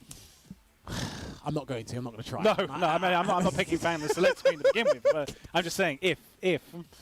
Nah, do you know what? That was pretty brutal, but sometimes the best way to teach your students is in a very harsh way. Listen, look, I'm not talking about anything, but I'm saying sometimes for your students to get the message, you have to be as brutal and as honest as you can be. Yeah. And it's, look, that is how Vega Patch plays in tournament. He comes with a strategy. He's coming with a true purpose. And again, it's like his student is learning something new along the journey as to being probably one of the next best Street Fighter players in Spain. So you got to be able to you got to learn how to deal with losses before you can really get to win tournaments. Everyone's been through it. It is a vicious cycle in the fighting game community indeed. But yeah, do you know, it was pretty solid, pretty clinical stuff there from Vega Patch. The fastest match we've had today by far. And I just didn't see, outside of a couple of hits, and it was, do you know what, his biggest damaging opportunity was through V-Skill 1 on Vega Patch. He just landed a couple of poison orbs, and then that was it. There was no real big combo. Vega Patch had all the jump-ins, he had the pressure strings, he had the counters. We even saw the V-shift counter to the actual V-break, and then, the classic. Yeah, Vega Patch was the only one who applied pressure in that match. And sometimes that's what it be, man. Sometimes it's like, it's definitely a case of you have to, it's the knowledge you bring to the table. Not necessarily what you exhibit in the match, it's the knowledge you bring to the table to be able to be comfortable in that. And that's a matchup that, again, we rarely see it, but you're not going to catch him out in a Fang mirror. Yeah. Nor are you going to catch MQS out. Shout out to MQS as well. But if anybody watched that and was thinking, I live in Spain and I want to learn how to play Fang, well, now you know where the academy is. Go get Vega Patch's number and then join the school. Quick plug indeed. All right, so we've had 3 matches, and as usual on the CPT Online tournaments, we are going to take a quick esports break. But before that, I have to let you guys know, he did talk about it a little bit earlier. We've got a little bit more time to do. So, guys, if you are enjoying the tournament action and you want to be involved in more tournament action, then why don't you head on over to PlayStation's tournaments there for Street Fighter V, and you can head on over to the link for compete.playstation.com to learn more about what you can play for in Street Fighter V, or what kind of prize money you can earn. And then it's going to be happening. This is happening from July and August, and it's going to be happening for a little while now. And they're going on PlayStation 4. So shout outs again to the PlayStation Open Tournament Series there for supporting and providing opportunities for people to be as competitive as can be. And let us not forget, Matt, it's your favorite mobile game. What was it called again? It is a Street Fighter Duel. So Street Fighter Duel, the Capcom authorized mobile game, is now available for download in Taiwan and Hong Kong. Other regions will also be coming soon, so you can follow Ryu, Chun-Li, and many of the other classic characters to explore the mysterious organization, experience the classic stories of all your favorite fighters, and you can recall the memories of the original Street Fighter.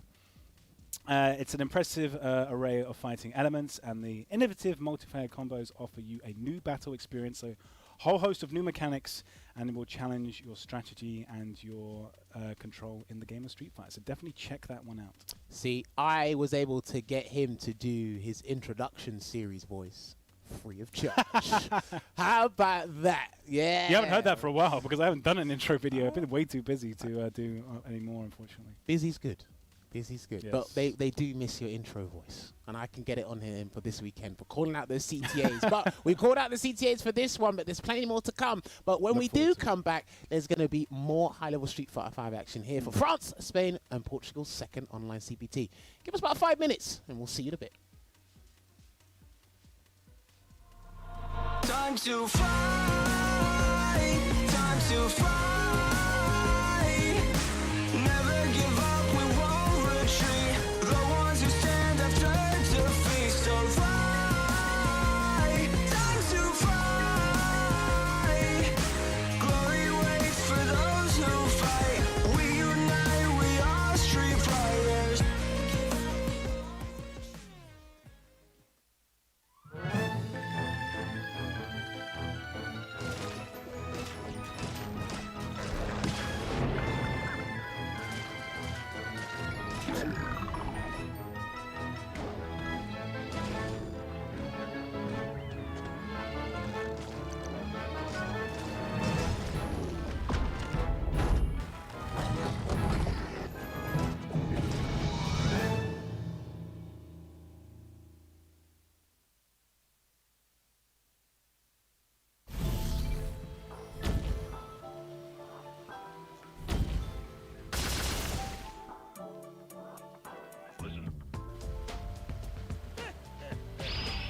I guess it's time to start warming up.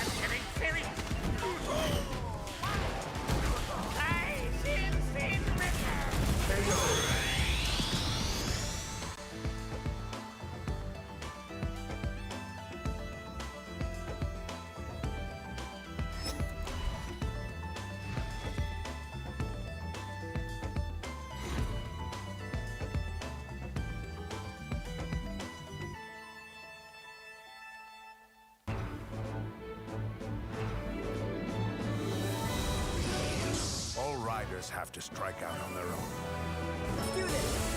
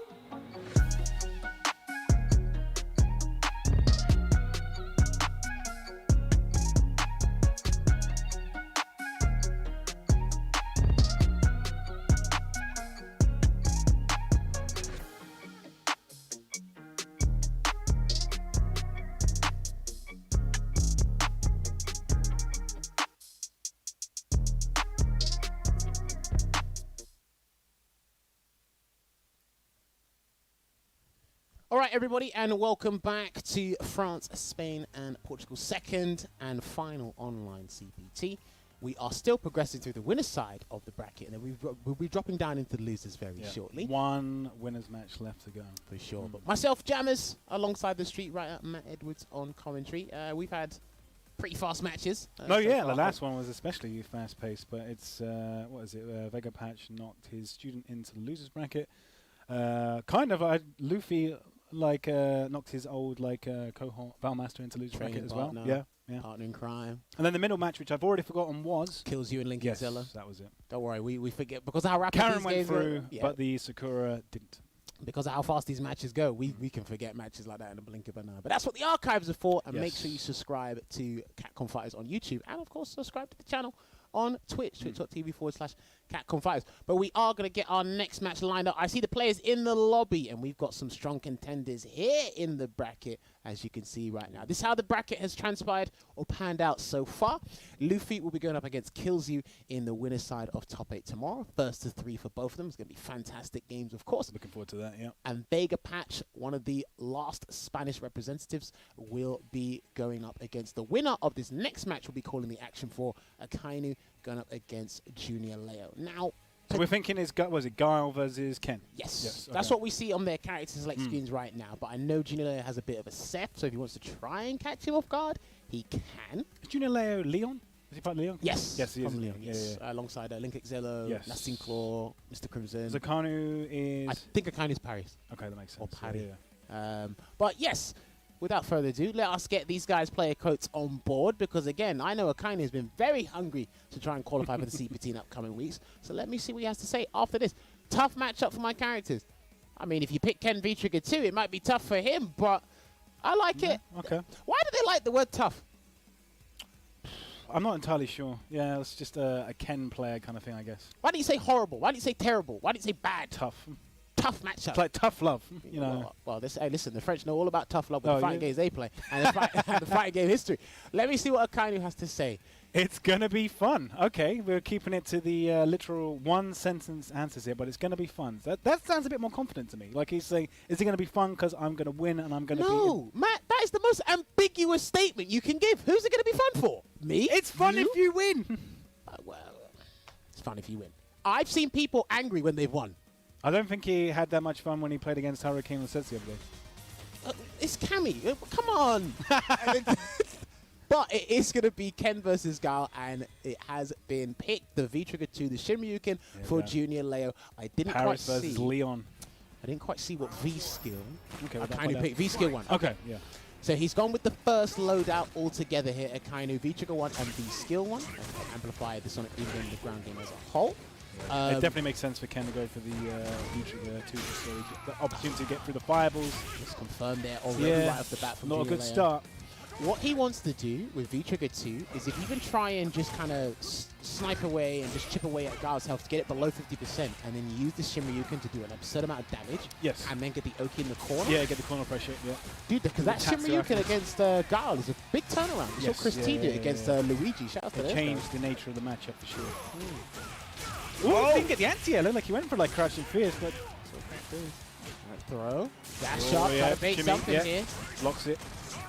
Just generate some space there to work with. Yeah, it's too far away. Yet. Yeah. Ooh, interrupt. That could have been the game. He had the CA he could have done. That could have been the whole game.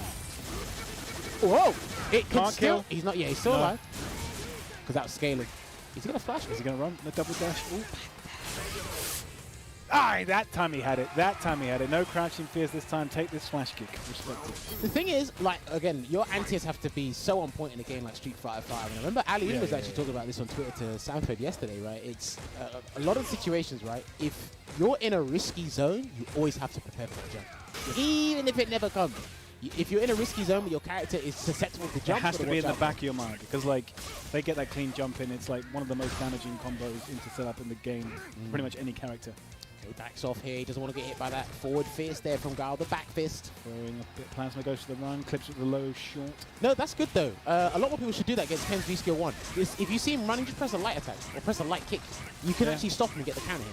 Whether it's cancelable or not. But which is going back to his game, isn't it? So, you know, don't need to do anything more than that. No booms yet. Difficult. Managed to get anything. Activates though. Going to get the corner pressure. Yep. Goes to the corner. One throw. Is Akane willing to take another one? Ooh, ready. One more hit now into CA. Can he get it? Throw that boom. Ooh. Okay. Take the boom. That's it. He's got the CA. Yeah, that's it. That's it. That's going to be the round. Nice. Keep it simple. I mean, he did keep it simple, but like he got the job done. So he did, and he went for he cancelled both hits of the. Sorry, he got both hits of the Shoryuken before he cancelled the CA. If Guaranteed finish. If the third hit had hit, I would laugh so much. But that's exactly what he wants, right? Get Gal's health down to that range where it's like, right, one confirm or one jump into the Shinryuken, into the Meatless Flop Super or something to kind of put you in a terrible situation there. Good block. That could have been punished by a heavy Shoryuken. Overhead, answered with an overhead. Throw. Yeah. Get that corner pressure, backs off a bit. Air grab. Yeah. Right, he's confident in his anti-airs now. Okay. When you start air throwing like that, he's confident that he's watching for the jumps. Down kick, back to the corner. Goes full B-skill boom. Ready with the EX flash. So he's got to walk forward here, Junior Leo. He's got to walk forward ever so slightly. Yeah, this is what he's looking for. Look forward again next. He's going to activate. He wants the boom, but he's not giving it to him. Goes low, doesn't cancel it though. Yeah. Junior Leo. His crouch medium kick confirms. They're not really working out so far. He didn't expect that to hit, I don't think. He's just trying to get in. Well, that's the thing, right? I mean, when your mental stat, your mind is so prioritized at getting in, any hit you get outside of a jump in, you're just like, well, I didn't expect it to hit there. So that's how attentive and on point you have to be as a player. That's what's so crazy about this game. It's like you get so many more opportunities than you realize, and it's like you've missed them. That are so pivotal. All right, so Akainu is one up here. Looking very strong at the moment. Again, these guys did feature the top 16 last time, and they were in the top 8 last time as well, actually. Okay. Actually, Junior Leo, I don't think he was. Akainu definitely was in the top 8. Kind of made it through the second day. Backs off. Still gets the anti-air into the sweep. There you go. Okay, nice. Got to confirm that time. Pressure for the mediums. But he's just walking backwards here, and he's comfortable walking backwards. Yeah, he's going to corner, really applies pressure, and just goes over. Good walk forward by Kano. Stand hard kick. He didn't activate to V-trigger. I guess he wanted he wanted the corner more than anything. Wake up jab. Blocks the overhead again. Not been hit by that yet. Okay, doesn't spend all of it. Doesn't need to. Next hit he does though. Flash kick, 2 booms. 1. Okay, just in case. Yeah, not over. Try to. Look back. Okay. What? He didn't want that, I think. I respect it. I think he tried to catch Akainu walking forward and dashing forward to go behind the boom to take the risk with the Shinryuken, but it didn't quite work out. It was a good idea in principle, I guess. Hey, listen, Akainu is well aware, super observant of as to what that V-trigger does to projectiles, so I don't think he wants to be losing 40% for no arbitrary reason. Definitely a cornerstone of this match now. V-reversal. Yeah. First time he's used the Tatsu dive kick. Right, at this point, because this match point for Akainu, he's just got to do everything in the kitchen sink. There you gets go. a clean jump in. I'd say grab him though. I don't think Akainu's gonna flash kick here. Yeah, I'd say I would have tried to grab the him. pressure. You were right. Yep. Good call. Akainu could have, but he didn't need to. So. Now Akainu's taking the life lead. Match point here. No booms. It's gonna be all buttons from here on out for Akainu. No booms. Nope. Not with that V-trigger on deck. Throw. Can he get the hit? Why? Okay, upside down kick. Blocks it. Please be careful. That's it. Please be careful. He risked it even at that range, but reactions from Junior Leia. This is it, and you saw it right. I was talking about. I said it's going to be no booms or buttons from here on out, and that's exactly what he was looking for. And the one time before he could get away with it, it's a 2-button V trigger. Please be careful. Stop sign. Oh yeah, guys. Correct flash kick. We'll take it. Nice way to get over the boom there. Nice. Akainu's not teching. He's backdashing and holding up. I like it. Junior Leia's eating a lot of stray hits there. Bazooka knee. Yep. Now he might try and run away. No. Wake up jab. Throw again. Not much health left to play with now. How's he going to activate? Ooh, tried to jump in. Oh my word. Matt, if he gets this right, he's lost. Delay and he blocked it. Yeah, he was expecting flash. Resilient on defense here. V-shift. He was just expecting not to do anything. Done. Yep. Easiest flash kick ever. He'd already jumped when he already activated. Yep. Mate, he saw that jump literally as your feet lifted off the ground, and he said, like 3 frames off the ground. Let's go. Top 8, baby. Guaranteed. Got that ES flash kick there. And he has booked his place in the top 8. Against Vega Patch tomorrow. Now, I need to check the bracket to see if they... No, they didn't. The round 1 last time was Luffy versus Akainu. That's what it was. I'm not sure if Akainu and Vega Patch actually faced each other in the top 8 last time around. But, you know what? Unlucky to Junior Leia, he was showing signs of making the comeback. The tools are there. Yeah. It's just how you kind of circumvent the sonic booms and just navigate around them in general. And it's hard, especially as patient as a player as Akainu. He says, okay, I'll throw a couple booms here and there, but I'm waiting, buttons. And remember, very resilient defense. Well, he wasn't actually doing anything. Rarely any flash kicks, no wake-up jabs, only to check. It wasn't just that I'm scared and I got to press a button. So yeah. He ate so many kind of like stray buttons. Like, I kind of was just throwing out those like single hits, like, you know, the back heavy punch and everything. I was just like walking into them so much, just trying to get in. That's it. And it's like, well, when you realize you can't jump and he's charging, or crouching fierce is at an angle where crouching fierce will be successful as an anti. It's like, what do you do? Just walk. I did like how he started using the Tatsu dive kick towards like the final match, and it did get him in a few times, but it's just I kind of always had the answer to kind of like get back out of the corner.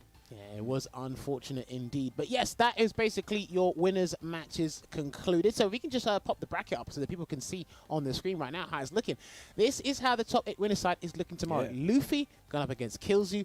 Most likely going to be Mika versus Kainu in the first of 3. Okay. And then Vega Patch going up against Akainu. That is most likely again going to be that's going to be Fang going up against Guile.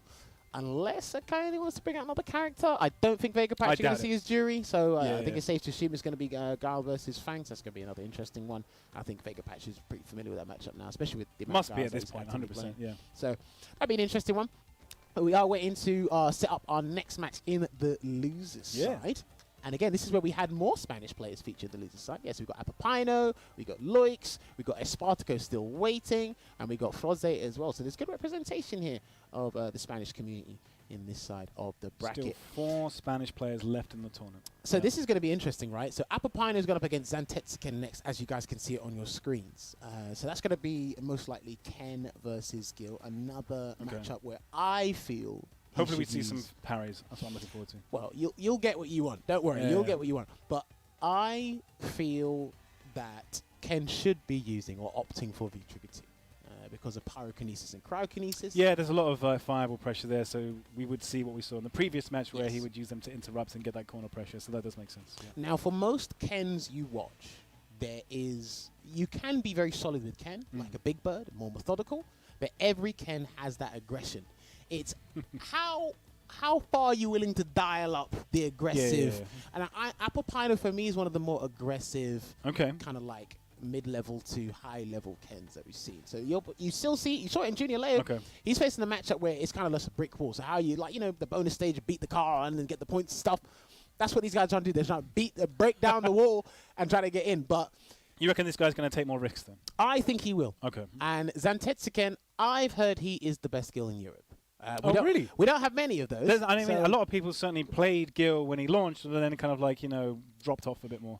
For me, he has some of the most expressive combos and definitely some of the most fun combos, obviously courtesy of Retribution. But again, with me and the stats looking around, we don't have many Gils, but from what I've seen on this guy, he is pretty damn solid with that character. And listen, I think it was like Bolt Strike, Dabble. I think Broski Bolt Strike still plays him. Broski just don't play him no more. Nemo still plays him. Yeah. But in terms of European Gils, like someone who actually mains the character, mains them, and he made the top 16 last time as well. And listen, let me take it from me, right? The French community don't lie about a lot of things. So if they're telling me, if they're telling us that saying, listen, watch out for this skill. Okay. Please watch out for this skill. And I think this year was really his time. They don't throw around the praise willy-nilly. They definitely it has to be something to back it up. So if they've said this, then hopefully we're going to see the evidence to support what they've said. And I didn't really see him much outside of probably 1 or 2 Salt Mine Leagues, which obviously shouts to Akainu because he was the Salt Mine League Season 12 champion as of recent. Yeah. I saw him in 1 or 2, but like the online CPT we did back in July for France and Spain and Portugal, that's what I showed. I was like, oh, okay, I've heard this name before. I have heard this name. And he does practice with a fair number of people within Europe, mostly the French community. But again, last time I think he went up against Guile. And Ilix, I think it was. Right. Now he's gone up against Ken, but I don't think I've seen these two face each other. Okay. As I say. So it's going to be interesting. I did fight Apopino last night. He tried to end my win streak, but he didn't. Somebody else from the Spanish Armada did. Okay. They were all practicing last night. So it's like... that makes sense.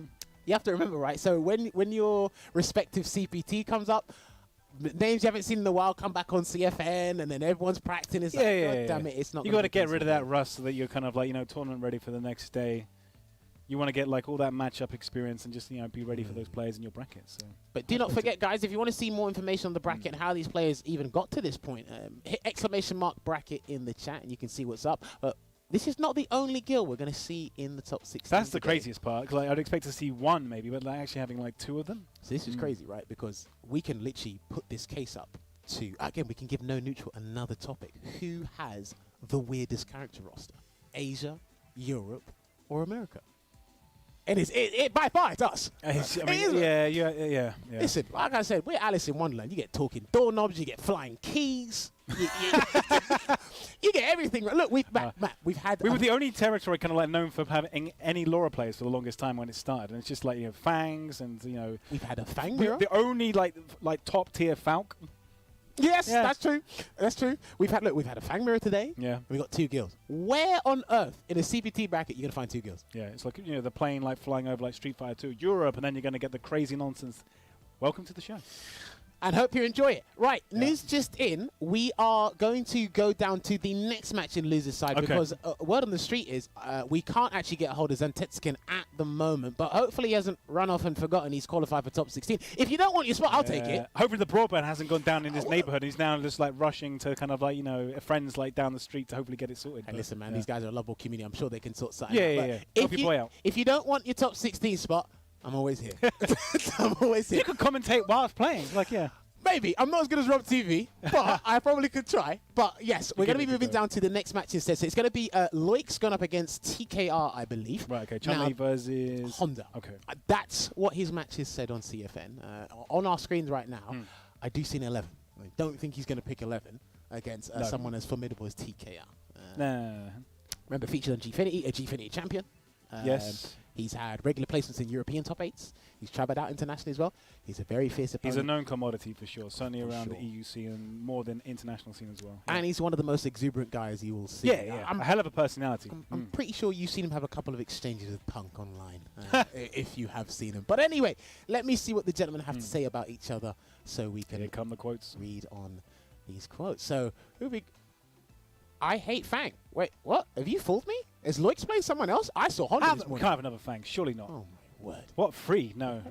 What is that picture? Get this man his... That's like the kind of like I'm trying to be methodical but not actually thinking about anything picture. Get this man his own show. Do you know what? Listen. He might already have one in it might be entirely in French. Maybe. And we don't even Do you know what? Yeah. TKR should be a content creator. I think his thumbnail game will be as good as Goichi's. Yeah, I think I can see that. It might be better. But let me see what his opponent has to say. Loix, please, talk to me. What have we got here? What have we got? We have got... Is that in a different language? Samuel... That is Spanish. Pasabilia Hidjo. Can someone tweet I at us? apologize to everyone who had to hear that. Yeah.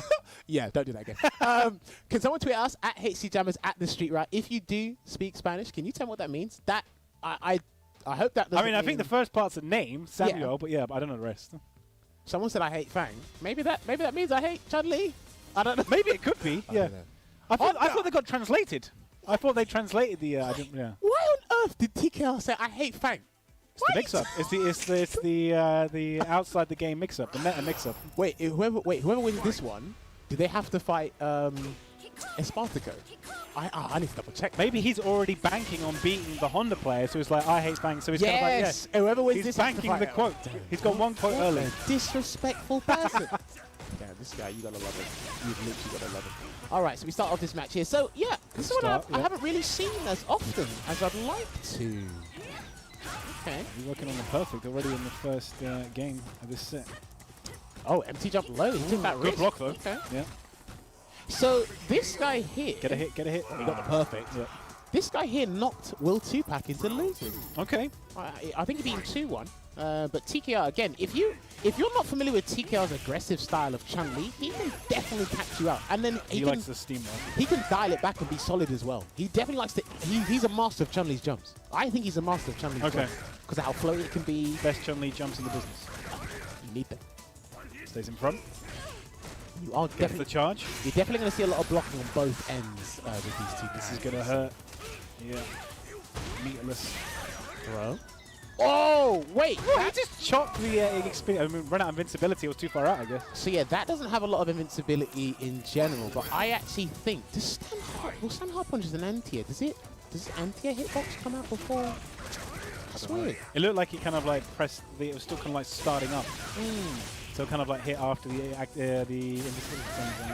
Let's see. Spinning bird. Okay, uses the armor, brings it back to neutral, gets the charge. Do a block, do a medium punch. Just got the splash. I'm liking what I'm seeing so far. Yeah. Yeah, spinning bird kicks 1 to 8 frames of invincibility, so... Okay. Throw. Does a jump quick low rise. again? Ooh, clips him. Yeah. I mean, activate. at this point, okay, butt slam. He's done it now, but I mean, at this point, I just do EX headbutt. Just get out there, use the armor. Oh, clip it! Okay, yeah. Oh, we got the damage, but he needs to hit the CA, just standing fierce, maybe. Yeah, that's it. Don't worry about it. It. Okay. TKL's not going to do the -2 into EX spinning bird kick yet. Don't worry. Out that grey. Not got it yet. Ooh, good block. Goes low. Oh, one more hit. Brain. Great tech. Wait for the butt slam. Dashes in, doesn't. Wait for the butt slam. Wait for the. He dashes in and clips him with the jab. So this is that was a very interesting first game. Obviously, TKR steamrolled for the first part. Yeah, it was perfect. Perfect. Yeah. I think Loix is letting him get away with too many empty jumps in the corner. Obviously, he's a bit worried about the jumping hard kick. But I think he's trying to challenge a little bit more. Yeah. But if he can take advantage of that scenario, just like there, to kind of nick that round, where it's like TKR will be dashing and jumping. It's like, take advantage of that, get those checks on board. Right. Because, again, the projectile could be pretty annoying for Honda. I heard this was difficult for Honda at one point. I'm not he's sure not even picked the V-Skill 1 anyway, so like he's not got like an amazing answer for it at the moment. Nah, I think it's better for him to get those conversions instead of worry about cooking, because that's not Chun-Li's staple game. True. It's part of her tool set, but it's not her staple game. He's going to get another perfect. He might do. I mean, he's got to wake up butt slam, do it now. But... Or headbutt, see, there you go. Use the armor. You got to let him know you're going to do it. You have to let him know you're going to do it. Slow moving projectile, late tech. Slam, hold that really back. Almost literally just reared out of the way of that punish. This is a lot of work to make up. We're going to go for the instant overhead again. Just It's the thing, like I said, you're going to see a lot of blocking, right? Chun-Li's buttons, it's like he has to walk in, then he's got to block the Kikoken. He can't really jump as well. He can butt slam in, but even then, I think Chun-Li can do EX spinning bird kick if the charge is there. So. They both have really good buttons, but the big difference is you got speed. Because he tried something there, TKR, but didn't come out. EX legs. Yep. The CCL special. These are the button mashing characters. Butt slap. Clips him again. Got good timing. Whoa! You threw that out Where'd there? you tell Marion left and right? Both sides. There's a lot of EX moves you can just throw out in this game, man. Right, just backs off, gets hit by the EX butt slam again. Blocks. Ooh, he might be dead. Yeah, you're dead. You're dead. Yeah. It's a serious match. Damn. Are we about to see TKR make a swift exit for getting the character wrong? He said, "I'm gonna hate Honda after this." Yeah, listen, I wish you kind of adjusted your player quote, my friend, because Fang is not on the screen. Nope. This guy's amazing. I love him. There's the spinning back. Yeah, good timing. Yeah. Again. Enemy now buttons on both sides. Lead out to the jump. This is confirmed there. And TKR's got pretty solid confirms, but I think he's gonna pile on the pressure. Yeah. He likes to play nutty. Oh, he missed it. I think he had to get a counter hit as well. Coming to the spinning bird kick as well. Throw, maybe the One stomp. more hit. No stomp yet. You can let him activate. Ah, the shimmy, but can't punish you. TK, are you mad? You're gonna take a grab. You get a V shift. All right. Okay. Doesn't need. Yeah. Okay. Instant again. All right. Interesting. Okay. So. Still in it. Pretty back and forth so far. I do feel a lot of the time it is, again, how the matchup goes on paper. TKR is dictating the pace. Sometimes I felt he's been a little bit overzealous and overexerting himself. But again, I think he's capitalizing on the fact that he's going to be, Loix is just going to be that stone cold football. Yeah. I'm just going to sit here and wait and try and react to what you're doing. Sometimes it's not a good idea. They're both seeming very happy to throw out the EX moves. We're seeing EX butt slam for an hour just as much as EX legs for an hour. Oh, EX butt slam is probably more annoying. Yeah, I agree. More ignorant than EX legs, despite it being a charge move, I can tell you that much. And he walks into the legs again, full conversion. Going to be the optimal follow-up from the... He's getting hit by that a lot. Legs. Oh, he's stunned. Nice switch, yeah. Not quite. Big boy Honda. Oh, no. Wow, just gets the landing frame. Because he missed his stun opportunity. He could lose this game here, Matt. Tech dashes up, lets him do it, but then throws out the EX. Nice. What was this? Yeah, reset. Again. But slam, good choice after the throw break. Just in the corner though. Use the armor. Can't really armor or anything else though. You've got enough Dude, health. Yeah. you did that when he has bar. You can't do that. You're right. Especially, I get it. He's not learning that lesson because this has happened like at least 2 times already. EX butt slam is one of the best moves in terms of frustration and in a tense situation. But against a character that's got a charge move that's fully invincible and stays on the spot, you can't do that. Good punish. That was a light one. I don't expect to get hit. Yeah. I was ready. Forward medium punch, just peppering away with those mediums, keeping him trapped in the corner here. He's got meter to get out if he wants to this time around, but spinning bird kick, he's still waiting for him, man. Doesn't get the charge. Go for another throw. Hits him low, no combo. He wants to activate for the He does want to hit. He wants to activate. Gets one Gonna grab. Yo, this is gonna hurt. That was a really good delay. That was a really good delay, Crouch Fierce. He's not got a single command grab yet. No need. Watch out for back throw. Oh, he timmied you! Ah, yeah. Oh, and again. What? If he gets hit, he's dead, Matt. Don't V-shift. Oh, okay, he didn't. Yeah, okay, come on. If it worked, it would have worked. Ooh. Ooh. Ah! You have to block. Please block. You have to hold this. I don't know what TKR's going to do at this point. I'm not for anything. I was in range. Ooh, Jesus, that was a scramble and a half. Nothing was going to happen. No. So because he had no health, I think he tried to do a butt slam there. But because TKR did a button into Kikoken or Kikosha as a string, it wasn't going to work. Maybe if he had a little bit more health to do EX headbutt for the armor properties, it might have worked. But again, that was very unfortunate there for Loix, but good stuff. And that was pretty close for TKR, if I do say so myself. Certainly the end of the second game, it looked like the Honda player was going to take it. For sure. I mean, went down to the wire. Lovely delay on the Crouch Fierce after the forward throw. And then again, he did EX legs -2, guess for gain situation. I'm like, please don't V-shift, because I saw him have super. I thought he was going to pump that 9-frame super. I thought he was going to pump that 9-frame super and then try and catch the V-shift, but he didn't. He got a command grab, and after that, it was anyone's game. True. So it was very scary there. But yeah, unfortunate there for Loix. Thank you very much for participating, making the appearance. Yeah. Hopefully he'll come back next year when we do more CPT stuff, hopefully. Or he might go to the LCQ. Last chance qualify, that is a good point. Yeah. Listen, there could be a lot of these guys Very probably true. planning to go to the LCQ. We'll see what happens when we get more information. But TKR is still allowed to hate Fang and it not be a problem. Yes. Listen, kudos to him. If he done that player quote in spite of I'm going to beat my opponent in front of me, Loix, then kudos to you. But it almost looked like for a second that dude thanks no end to be Yeah, he seen, almost bro. jumped the gun. He almost jumped the gun, but thankfully was saved. Yeah, indeed, and that's what it's looking like right now. Now he can say, do you know what I might have to do? I might have to get the Stream Team Blue Coast to play his player quote again when we get to that stage. So Or just maybe they got them mixed up and they got them in advance. Yeah. I don't think they asked for every possible scenario of quotes in advance, but if they did, maybe we'll see. But yeah, that's how the losers bracket's panning out right now. Junior Layer is still waiting for his opponent in between from Papapino to have versus we found him yet, Zanketsuken. or- Yes, we have. Okay. There he is. He's joined us. I mean, thank you for taking time out of your busy day, clearly, for coming to play some CPT. Yeah. Because he ran off. Or somewhere. they went, or potentially maybe his internet went down. Had to go to a friend. So shout out if he had to literally run down the street and just get there in time for the games. Could be playing on a different account for all we know now. Maybe. But he is here with us now, and it's going to be great to see. Like I said, he is, from what I've been told, The best. word on the street is the best skill in Europe. Definitely very technical, and he had some pretty interesting matches building up to this point here. But again, he's gone up against one of the most aggressive Kens I've seen in Europe. I know Ken is very aggressive, but again, it's how far you're willing to turn that dial on the aggression meter. Will he let him get the retribution combos or not? We'll see. We'll see. It'll be very interesting. But I'm very interested by their player quotes indeed. Yeah. Let me find out what these guys have to say about each other's gameplay or how they feel about being in the top 16 here in general. My opponent is a villain who will mash, crouch, medium punch, and parry to rob the round. So as a Ken player, I'll make sure to counterattack him with plenty of my heroic Shoryuken. Is that what you Ken players called them? Heroic Shoryuken? Heroic Shoryuken. That's a very interesting disguise for haphazard. I like that. I like this, yeah. Heroic Shoryuken. Okay, but he's not lying. You're going to mash, crouch, and medium punch, and parry like you're playing at gunpoint. But I mean, certainly it's the button they fish with, no doubt. well, they think they definitely think it's the win button, but we'll see. Let me see what Zentetsuken has got to say. Is he going to say my hero, Apopino, or something? I don't know.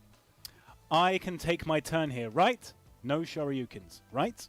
Damn, these guys have definitely played each other a fair bit. There's definitely some insight to the player mentality on either side of the connection. That's for sure. Do you know when you read one of them novels, them light novels, and it's like there's just the two characters having that huge dialogue? It's like, yeah, this definitely looks like an Elder Scrolls. Yeah. This definitely looks like an Elder Scrolls Is this an dialogue. entire chapter? It's like, yeah, where does this end? Yeah. Because these two definitely know each other. But yes, it's first to two territory. And listen, these guys, it's the proof in the pudding, right? These guys have told you what to look out for. Shoryukens, apparently. Heroic Shoryukens. Heroic Shoryukens. He's going to try and rob me with crouching, medium punch, and parry. So I guess we can just probably... It's fire and ice versus all fire.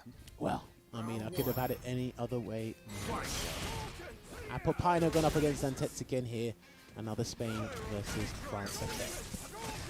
So yeah, there's the kickoff here. And he's gone with V-Trigger 1. Interesting. I thought he would have gone with V-Trigger 2. But I guess in terms of comeback potential and just kind of making sure Zentetsuken always stays on his toes, I guess you want to stick with the Heat Rush V-Trigger 1. Is it fair to say that Gil has the better projectile game out of these two? Yes. Yeah. Oh, by far.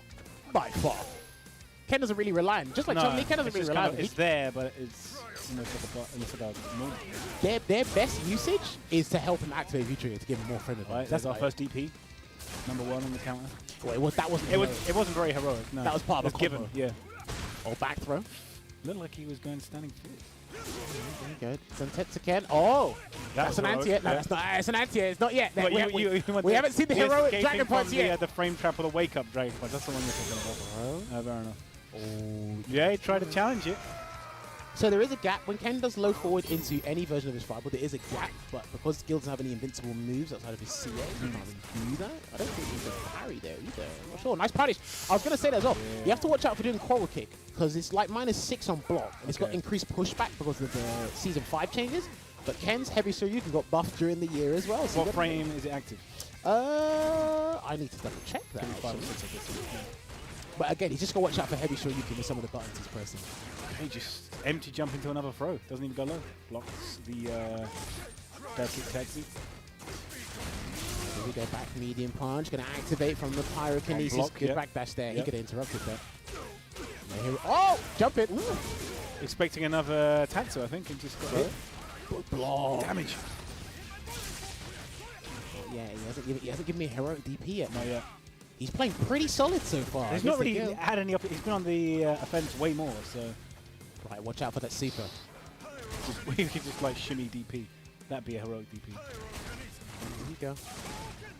just waiting. Right, blocks it, yep. Zantetsuken actually needs one crouching medium punch into tackle into CA, and he's on the run. Dude, watch out for those fireballs as well. He can heavy sure you can through those.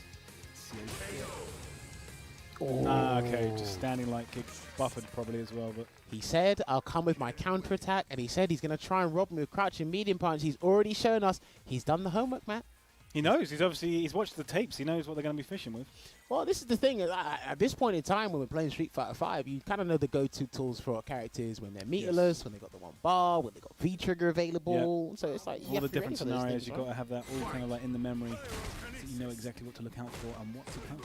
But yeah, 1-0 to Apopano right now. That is punishable. Yes, you are right. Yeah. No EX to make that safe. Ooh.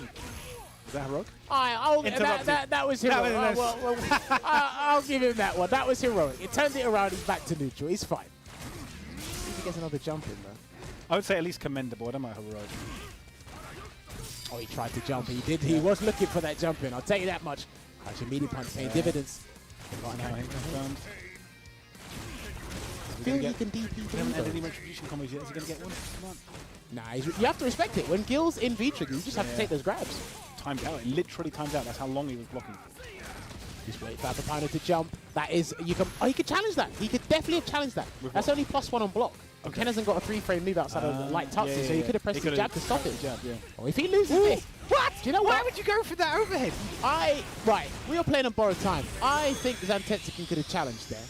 After, if he doesn't fully charge V skill 2 and activate, which makes it +3 or 4, it's +1 on activation. That was so risky to go for that overhead. Well, at this level. Hey, he wanted to close out the round. Overheads are there for that reason. Yeah, I know. Oh. Another commendable DP. Hold on. He might try it in a minute. I don't know. He's talking about heroic and commendable stuff, and he's actually been playing pretty solid today. Can't defy the Ken stigma now. Can't do that. Nice punish. Clips him. Backs off. Okay, good check. These guys are these guys are taking their turns when need be. I do like that, but I definitely feel there's going to be a kind of a gimmick or a parry element. They're playing too honest at the moment. Yes. I mean, it's working out for Apopano more than it is on Tetsuken. He needs to do something. Low. Activates again, like you said. It's only +1. He won't try it. He's too scared. Okay. I don't think he knows. Okay, the core kick because of that time. I do think the coral kicks have been 60-40, but I still feel he needs to be a little bit more attentive and kind of be respectful of it, because Ken, heavy sure you can, like you're saying, at most ranges. -6 or whatever. All right, he's spend it. I respect it. Cash it out early, get that damage. Let's get his stuff off again. No. Okay. So he'll be back full screen. He could set up like a cryokinesis or do meat coral kick. Good break there. Backing off, taking it to the middle of the screen. Yeah, he definitely likes to want to whip punish with crouching medium punch into heavy pyro lariat. That's what he's looking for. 2 hits, nice. Late tech. Crouching medium. Standing light. Coral kick, that wasn't a counter hit, doesn't follow up. This is much better here, and he's very controlled. Full punish. Oh, that was too weak. That was way too weak for me. But well, you reckon he answered with a light? Could he could have done instead? He could have done jab, medium punch, target combo into tackle, something better. I think his stand medium punch is 7 frames. I can't remember if crouching medium punch is 6, but he could have got better. But I do understand, given the circumstances they're playing in, you'd be surprised how many people actually don't punish those anymore, because it's pretty hard. It is, even with the input buffer. It's spur at the moment, unless you've literally got it in your head ready to go. And I'd rather do my panic combo, something that's guaranteed, than just flop it and then lose the round. Exactly. You don't want to block it and then get punished. It's one apiece. Interesting. Goes to the parry again. We've only seen Fireball's parries so far. We're going for the easy mode parries. This is a lot slower than I expected it to be. I'm very methodical. I'm not going to lie to you. You were saying this Ken player was one of the more kind of like Rago ones. He is? Yeah. Well, at least against me. But just poisoning. Lovely anti-air there. He tries to shimmy, but could have punished. Yeah. Takes a whiff recovery. Yeah. The hits, nice. Counter V-shift. Look at that. And just look at that block pressure, right? Taking him back to the mid-screen, but then he's walking himself back to the corner. And Apopano needs one jump. He needs to jump, but if that was a jump forward. No punish. Couldn't punish it from there. This is a very uneventful. Oh no, V-trigger. Yeah. I'm liking it. Max range. He's just playing it very efficient with the pokes, making it safe. This is way too honest. There you go. Looking a Oh, lot could have better juggled here. there. The shimmy. That's going to be the round. Right, yeah. It's going to be the round. Apopino, you need to bring me these heroic DPs, baby. I need them now. He definitely needs something. Like, this is just way too... It's just all center screen neutral. Okay. Nice reaction. Punish the knee drop. And this is it. If he doesn't win this, he's out of the tournament, Matt. Yep. Last chance saloon right now. Seeing as time's gone on, Zantetic has felt super comfortable. Look at that. Punish. And that's one of the things you've got to do more, man. Ken's crouch and medium kick is pretty easy to whiff punish, so you need to get that on point. I know it's this hit confirm button and people are scared, but it's equally just as dangerous trying to whiff punish it. Parry. Oh, that was nice, yep. That was heroic parry, as far as I'm concerned. And another one, he's going to super! Yeah, he's going to super, he knows the string, he interrupted it, and he's prevented the activation because of that as well. And what's it going to be? Meat coral kick, he's just going to wait there for a fireball. Dash up parry or something. Well, I mean, at this point, you might as well make it heroic. I've seen heroic parries. I haven't seen one heroic DP. He can't do no forward fireball. He's probably going to try and do it anyway. But yeah, he's fine. Oh. Ooh, okay. Ah, nice. Good spacing. Very good spacing. Damn. He knew he wanted to activate. He denied it. Backdash. Extremely efficient. Yeah. Pretty clinical. Played it by the book. The most clinical match I think we've seen so far today. If I'm being honest. If that is how you play the Gil Ken matchup from Gil's perspective, I'm all for it. I'm all for it. Again, he prevented activations. Yeah. He kept it very grounded, right? All right, he did use crouch and medium punch, but he didn't abuse it as much as his opponent thought he would. He said, look, you know, I'm going to whiff punish you with it, cancel his tackle. Yeah. He got his anti-airs. We seldom saw any parries, like at all. Only literally that last round, where because apart from that, I was just like parrying the odd fireball, and then he did a few in the actual kind of like mix in the corner at the end. But aside from that, it was just like quarrel kicks, using the right buttons, punishing, you know, the low forwards from Ken.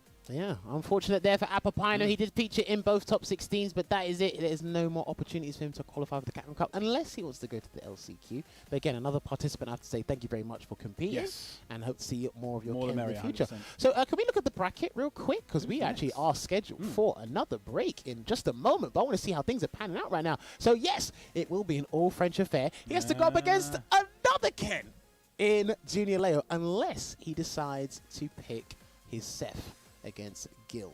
But that would be very I would like to see some Seth, but I reckon he'll probably will go where Ken. But yes, that is how the bracket is panning out so far. But we are scheduled to take another break. But before we do that, I've got to make sure you are happy and the people upstairs are happy as well. Yeah. If you guys are in the competitive spirit, do not forget there are still PlayStation tournaments happening around the clock. We do have a link for you guys to go and check out if you want to. It is compete.playstation.com to learn more about how you compete in Street Fighter and what you're competing for. Remember, in this pandemic era, in this lockdown era, there's been more opportunities for everyone to get into that competitive spirit and enter these tournaments and create a name for yourself. So here's an opportunity to do that. And thank you very much to PlayStation Tournaments, the Open Series, for providing that for you guys as part of the community as well. And do not forget as well, we got to love and speak about our mobile game that is not out worldwide. It is still available in China. The global release will be coming soon, but they are adding new stuff and new artwork I like to see about this Top Joy game. But yes, do not forget you can follow all your iconic characters, Ryu, Chun-Li, Blanka, Ken, Cammy, anyone, any character you hate in Street Fighter V, they're probably in this mobile game, and I think they should make a CPT based off this mobile game. That's just my idea. Amazing. That would be my idea, but again, it is available in China, and you guys can follow all your iconic characters, like I said. And there's interesting mechanics like counters, stuns, combos, supers, an impressive array of fighting game elements and innovative multiplayer combos that offer you a new battle experience and challenging your strategy and control. Do not forget, it is out now in China anyway. Hopefully, we get news by the end of the year. Maybe we might get news at Capcom Cup when it's coming out. You've got that QR code on the screen as well, so you can just scan it in and then away you go, I guess, to download the app. Scan it right now. Yeah. Scan it right now. Is that like Ryu in the middle? That is so cool. Oh, that's pretty cool indeed. But yes, we are going to take another break just to get our players into the lobby and sorted and get ourselves refreshed. Because again, we're going to get more tense and more crazy with these games because these guys are still trying to solidify their places in the top 8. The winner's side has already been determined. We've got to whiz through these losers brackets, baby, and boy, have we got some interesting matches coming up for you. So grab a quick snack, grab yourself a drink, give us 5 minutes, and we'll be back with some more action for this weekend's online CPT. See you shortly. Time to fly, time to fly. Never give up, we won't retreat. The ones who stand have turned to feast. So fly,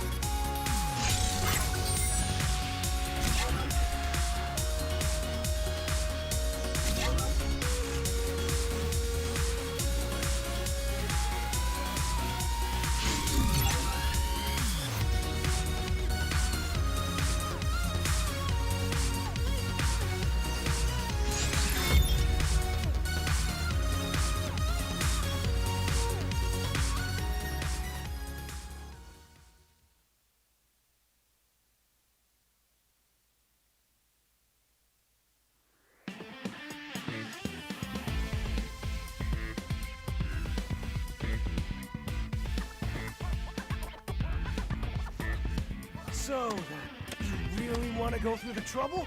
Fine.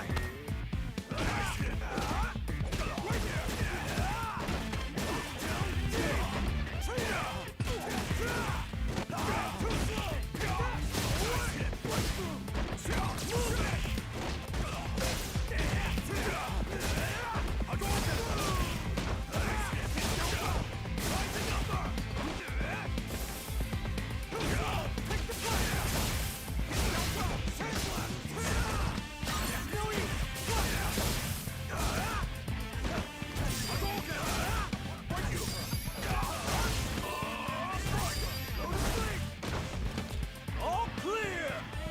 Easy mode too much?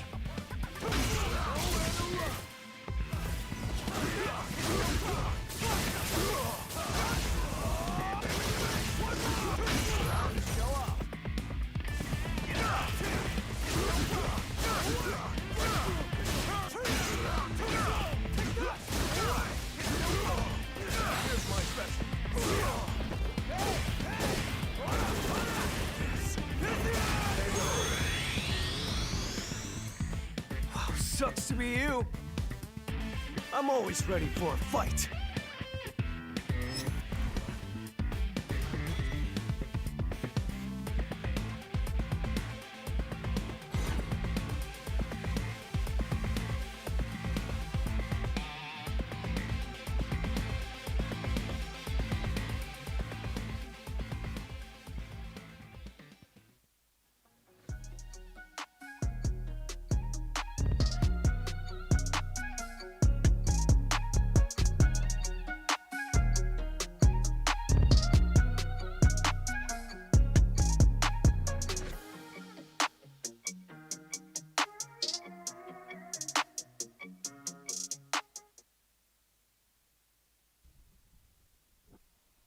Hello and welcome back to the CPT Action France, Spain, Portugal 2. My name is Matt Edwards, the Street Writer, and I am joined by HD Jammers, and we are slowly working our way through the losers bracket here. Sorry, I was trying to eat something in the 5 minutes, and I was 5 minutes 2 seconds, so I can't eat something in record timing. But that was a good intro. Thank you for bringing us back in. No worries. Yeah, so we are still progressing through. We are indeed. The losers bracket, and up next we're going to have a very killer match, which, if I'm not mistaken, yes, it's going to be OZN. Yes, so this guy, young prodigy from France, or another young prodigy from France, he gets highly spoken about by a lot of his community. And I kind of did mention when I asked him on sets who should be paying attention more. Actually, I in do France. remember him bringing up this name. Yeah. And he said Ozan as well. And then again, the European community speak highly of him. He does play Akuma, one of the last Akumas. Shouts to Stack Bradford from the US and other Akuma players out there. I can't remember their names off the top of my head. Okay. But Ozan is one of the last remaining Akumas in the community playing, at least maining him anyway. He's going to be going up against Marsky the Beast, which I'm unfamiliar with, but he does play Gil, or at least Gil is on the screen. So this is the battle of the bosses. We got Goki Akuma versus Gil. Yes, and whoever wins this will be going up against Link Excello, so it's not going to be easy by any means necessary. It's a hard path. Now, Marsky the Beast is going to be obviously an experience for us. We just seen Gil with Zantetsuken, and maybe they played it apart. They said, let's just make each other play back-to-back, so they get back-to-back Gils instead of Gil. I mean, it's good exposure for the Gil community, that's for sure. It is for sure. So, I don't know his style. I'm unfamiliar with his philosophy on the game, so it'll be very interesting to see how that pans I'm interested to see out which V skills and V triggers he picks. If it's going to be the same as the last one we saw, or maybe goes completely different on the other side. For sure. Yeah. Ozan, I actually played last night. I did play him last night in a couple of first to threes, and hopefully it's helped him feel pumped. So he's in the losers side top 16 again. He was there last time round, but again, he's breaking into the upper echelon of some of the best players in France. Akuma Poison. So and then he did try Urian, because Akuma Poison is not good for him by any means. So he did try Urian, and that didn't work out either. Yeah, health just evaporates instantly. That's what happens here. But hopefully he can put on a good show here. But I want to find out if their quotes will live up to their expectations as skill of player. Let's find out. Who we got first? It will be cool. Do you know, I think these guys would be very good doing picture books. They just give you those. They just give you. This is kind of like early learning center stuff. Is that what you're basically saying? It will be cool. Yeah. The tiger who came to tea. This is that kind of like level. Hey, listen, that was a classic. I'll tell you that much. Now, let me see what OZN has got to say about his opponent. He said it will be cool. I don't know what that means, but And we've got, if you believe in your dreams, I will prove to you that you can achieve your dreams just by working hard. I think Is this a quote from something? It does feel like that. I think that might be lingo for saying nerf Akuma. Maybe. Again. I mean, Akuma players had to work pretty damn hard. They did. Even Tokido, he jumped ship. He went to Urin and Balrog. Does Does Takamura still play Akuma? He does. He does. One of the few remaining European Akumas. Yeah, like you said, Takido went to Urian, didn't he? He did, and it's like, again, the character, there's still that huge debate whether Ken is the best Shoto, Akuma is the best Shoto, or is Luke the best Shoto. that's I mean, I can see the argument to some degree. You know, people even argued like Sagat being like a Shoto at one stage. So. But it's going to be a very interesting matchup here. There's every character in the game has answers to Akuma's toolset. Yes, he's one of the most versatile characters. Has a wide variety of things to use at his disposal. But and shouts to Javits. Javits calls him the Swiss Army knife of Street Fighter V because all the tools. Yeah, he's got all the tools. But something for every situation. It is going to be Akuma going up against Gil. And for me, I'm not very good at these characters, so mad respect to people that play characters that are glass cannons. I don't know how to manage characters with that little health. Gil's got a bit more health, hasn't he? Is he 1,000? Gil's got 1025. 1025, so he's like the middle of the road. Yeah. He's 1025 or 1,000. Let me double check. Okay. I think you're right. I think it is 1025. Maybe slightly less stun? No, his stun's like 1050. Okay. Oh, punish that Tatsu. Yeah, 1025 health, 1050 stun. Okay. Masky is definitely running stun. a train. Yeah, he's stunned. Yeah, he's got the first round in the bank. Back row, no. Okay. Good to go. Not looking so good for Ozen at the moment. Yeah, but first round. But even then, it's like when I was playing him last night as well, is you got to watch his approach.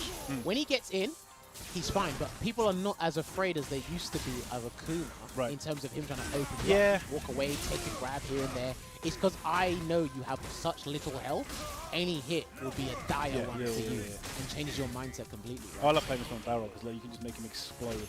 Exactly. He's got a considerable life in here right now, but that could all evaporate in the next 5 seconds. Retribution's on deck. Can he hit him with something cold? Nope. That's fine. There's a timer on that. Nice jump. Yeah, that's dead. Yeah, cool. So yeah, I don't think many people know that. You can actually, you can jump the flame javelin on reaction. If you get the spacing right, you can actually jump it. You can see him literally raise his hand up, and that's your point to jump on reaction. And they are playing on PC as well, so it's a little easy to do. Alright, he still checks the corner. Full combo. Oh, this is the jab. Instant parry. And they both got parries as well, but one's more ignorant than the other. He could have V-shifted that or jumped out of that, but he's not. Actually, no, he could have V-shifted because it was stand medium. This is a great comeback from Ozen at the moment. Oh, he got him with the volcanic storm. Doesn't go into CA. He has to grab him. Ozen's not going to do anything else. Will he do it this time? No, I don't think so. One more hit after this. How much time is that? Is he going to see it? Yeah, he does. I did not expect this. Nah, he's going to cash out. He set it up for the stun, or if he needs a back throw or something, and he's got him. He's too far. So if he's going to dash, he's got to be careful of DP or something. Fire will activate. Still got no! Why'd you commit? What are you doing? What was that? What are you doing? It will be cool indeed if you get punished for free. I mean, that was literally, if he blocks, I'm doomed. And he blocked. I don't know what that was. I couldn't tell you. I want to say an input area, but like, what else are you going for? No. Crouch. Crouch, medium punch to tackle. Yeah, no. It's not, is it? You do a fireball with the punch button. He hit a kick button. He definitely does. We know what he did, and he tried to catch him off guard. It didn't work. He'd already spent the CA. Definitely wasn't a chip situation. I think he was in a pretty good situation. Maybe I would not. He was spend in a great the CA. situation. Yeah. Maybe I would not spend the CA there, but I think he's in a very good situation. All right. Well, again, they always say to watch your matches back, but maybe skip that one game. No, I'd watch it back. Nah, I'd watch that back. I'd grit my teeth. He knows what happens. I don't think he needs to see it again. I'd grit my teeth. Good start in the next round. Maybe going to get the side switch. Yes, we will. Yeah. Dash up throw, maybe get another one. Yeah, but good break from Marcy. Activation like he did last time. Doesn't care about it on hits so much. So, he tried a volcanic storm and he just got beaten out. Not dead yet. 25 for sure. Doesn't come with the toes. Save the other one. No. Okay. Oh, well. EX5 was just, that's just that was, no punish though. I think it might not be as punishable as you think. Okay. I think he could Because it have got, recovers like, very quickly. I think he could definitely got a light, so 2 jabs into the light Tatsu. But rare footage of the javelin actually losing to a fireball or the volcanic storm. Yeah. Because I usually see that thing just beat everything. Yeah. It is like the projectile, anti-projectile one. Gets a side switch, that was nice. Bomb in the air. I'll take that two trade. hits, yeah. I'll take that trade any day of the week if I was Asian. He's got a healthy light Against here, that was like, could be ice cream. Okay, cryokinesis. Yeah, not gonna get hit by that. Nah, he'll wait. He's gonna wait for the timers to run out. Yeah, he'll just wait for the timers to run out. Yeah, deal with Well, that. Ooh, not, you say that. not if you do that, but... I mean, he didn't get much off of it, but still. I think he was surprised as much as we were. Hold on. He's got respect those air fireballs, actually, because he hasn't got V-Trigger, he's got respect the air fireballs. With the big Regal Pail. But that's what you wanted. Yeah, he's dead, That's it, that's it. That's a wrap. You're right. That is a wrap, ladies and gentlemen. Ozen takes that over Marsky the Beast. He says it will be cool, and cool indeed it was. That was unfortunate there. Yeah. For there's only 1 Gil remaining in the tournament. But now, we still got Arakuma as well. He definitely, I think that result could have been different if he didn't spend the CA on the full combo. Yeah. Yes, you get to exhibit to us how much damage you can do against Akuma the Glass Cannon, or one of them at least. But I felt he was in a very advantageous position by doing that full V-trigger combo, putting him in the corner. I just don't understand what the random kind of like elbow from like all the way downtown. I was just sort of like, what are you trying to do? There was that too. So that was pretty unfortunate there. But do you know what? I'm pretty pleased with what I saw. I think it was just a couple of tournament nerves and kind of classic tournament mistakes. It definitely wasn't a blow-up. That was made. But again, let's take nothing away. Give credit where credit is due. Clinical performance once again from OZN. Again, keep an eye on this guy if you haven't got him on your Akuma radar, because this guy is a pretty good player with Akuma. And very I think young that might as be well. the most damaging combo we saw today, was that one. Look how much red there was there. He did. Yeah. I just felt... I think he let the red get to his head. Definitely feeling himself a little bit too much after that one. It's like, oh, this is in the bag. Oh, wait a minute. Whoops. So that was unfortunate. Yeah, but yes, we have got one more match to play in the losers round 1 of top 16, and then we're going to be closing things out with the round 2 of losers top 16 to solidify these places for the remaining top 8 spots here. But again, Marsky the Beast is out, and as Matt said before, just to reiterate, we only have 1 more Gil left in the losers side of things here. So, up next, we have got another France versus Spain affair. Essex the Sinner. I'm not sure about this name, Essex the Sinner, because obviously we know Essex is sort of like a county in the UK, so maybe it must mean something in France as well. Don't know about this one. I've never actually asked him the origins of his name. Okay. I mean, if there's any fans of Essex the Sinner or any friends of him, or maybe he's in the chat himself, maybe you could just tweet at us at @ACJammers at the Street Writer and say, look, my name means this. Or I thought it was cool. I just hit random generate on the keyboard. I mean, it could be that. Yeah, we've all been there. But yeah, he's been making substantial improvements. He's not at the top of your list or at the forefront of your mind when you talk about French players in terms of Street Fighter 5, but he's definitely been making improvements. He's been streaming regularly.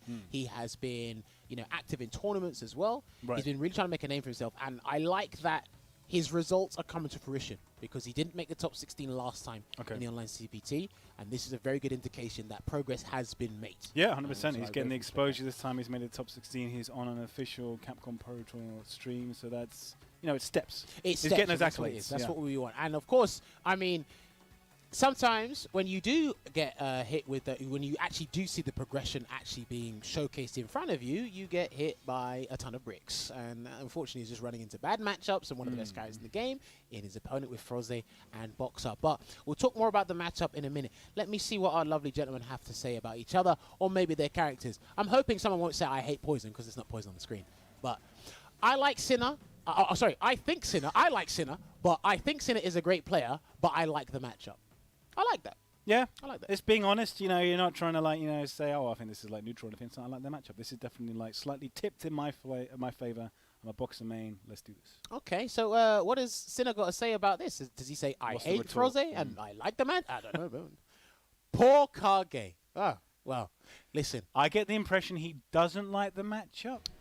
I get that slight hint. No. See, Matt, you're not with us. It's 2021, right? You have to send cryptic messages to the developers. to get your character buffed. That's just like, that's buff Kage. If I seen that any other day of the week, poor Kage. Is he holding a shotgun and he's like a prop? I'm guessing. In this like, picture. Could be a sword. Poor Kage. Yeah. Could be a sword. But he said poor Kage. That means buff him, please. Don't. That's what I'm saying. Is it used as a character you think is flying under the radar? No. I think he's got in a good place. He's got a high damage output, right, and he's got a lot of obnoxious moves. His neutral is his biggest problem, and obviously when we do see the matchup pan out, you're not going to see all his tool set, but you are going to see the problems he encounters. One of his best neutral tools is his light Shakunetsu. It knocks down, it's pretty quick. He's got his V skill 1, which Essex has picked. It's an armored move, so he uses to break through things, or just stop. Maybe anticipate a dash punch and stop that in his tracks. But his neutral game is too lackluster to compete with some of the best. And he can't even punish that. He can't punish that straight, so good luck with that. This is someone's like personal statues over the statues back, and this is pretty cool. I'm not seeing they got one of them from the Ring of, the latest Ring stage. Not Ring of Galaxy, the one before that with Gil on it. I respect the customization.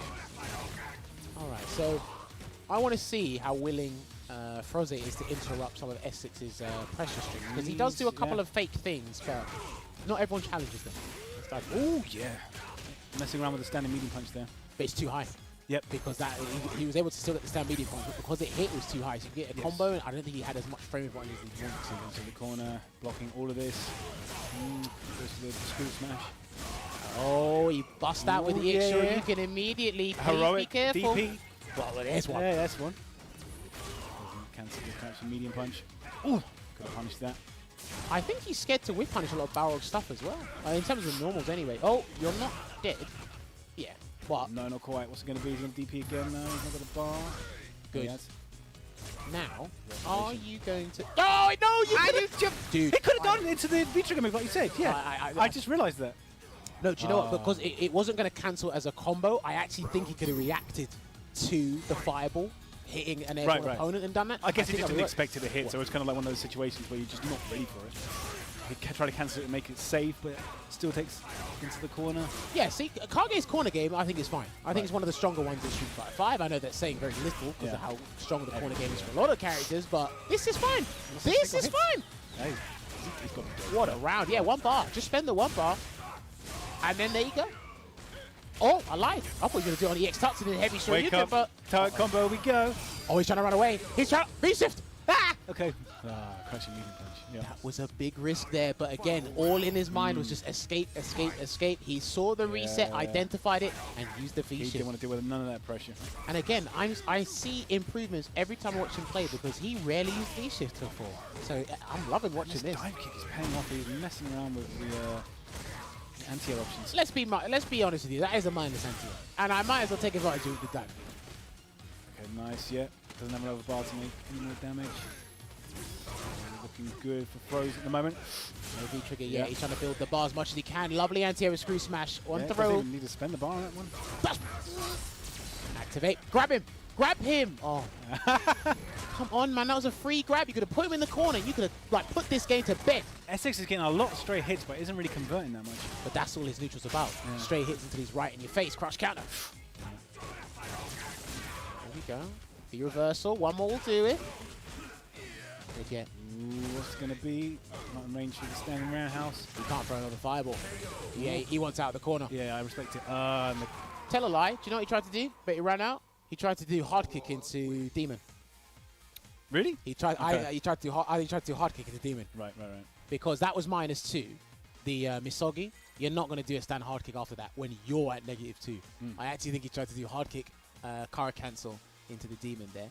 But Froze, I think he won that game by a nose's hair. I literally was about to say, I thought Essex played a little bit better, to be honest. You're looking at it here, but again, nice anti-air. Yeah.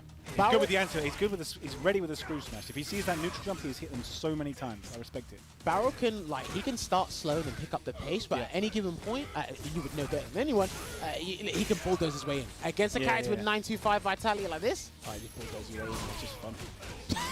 It's just fun. Don't ever change that. All right, he's going to get the hard knockdown. He will. Back throw, maybe? No.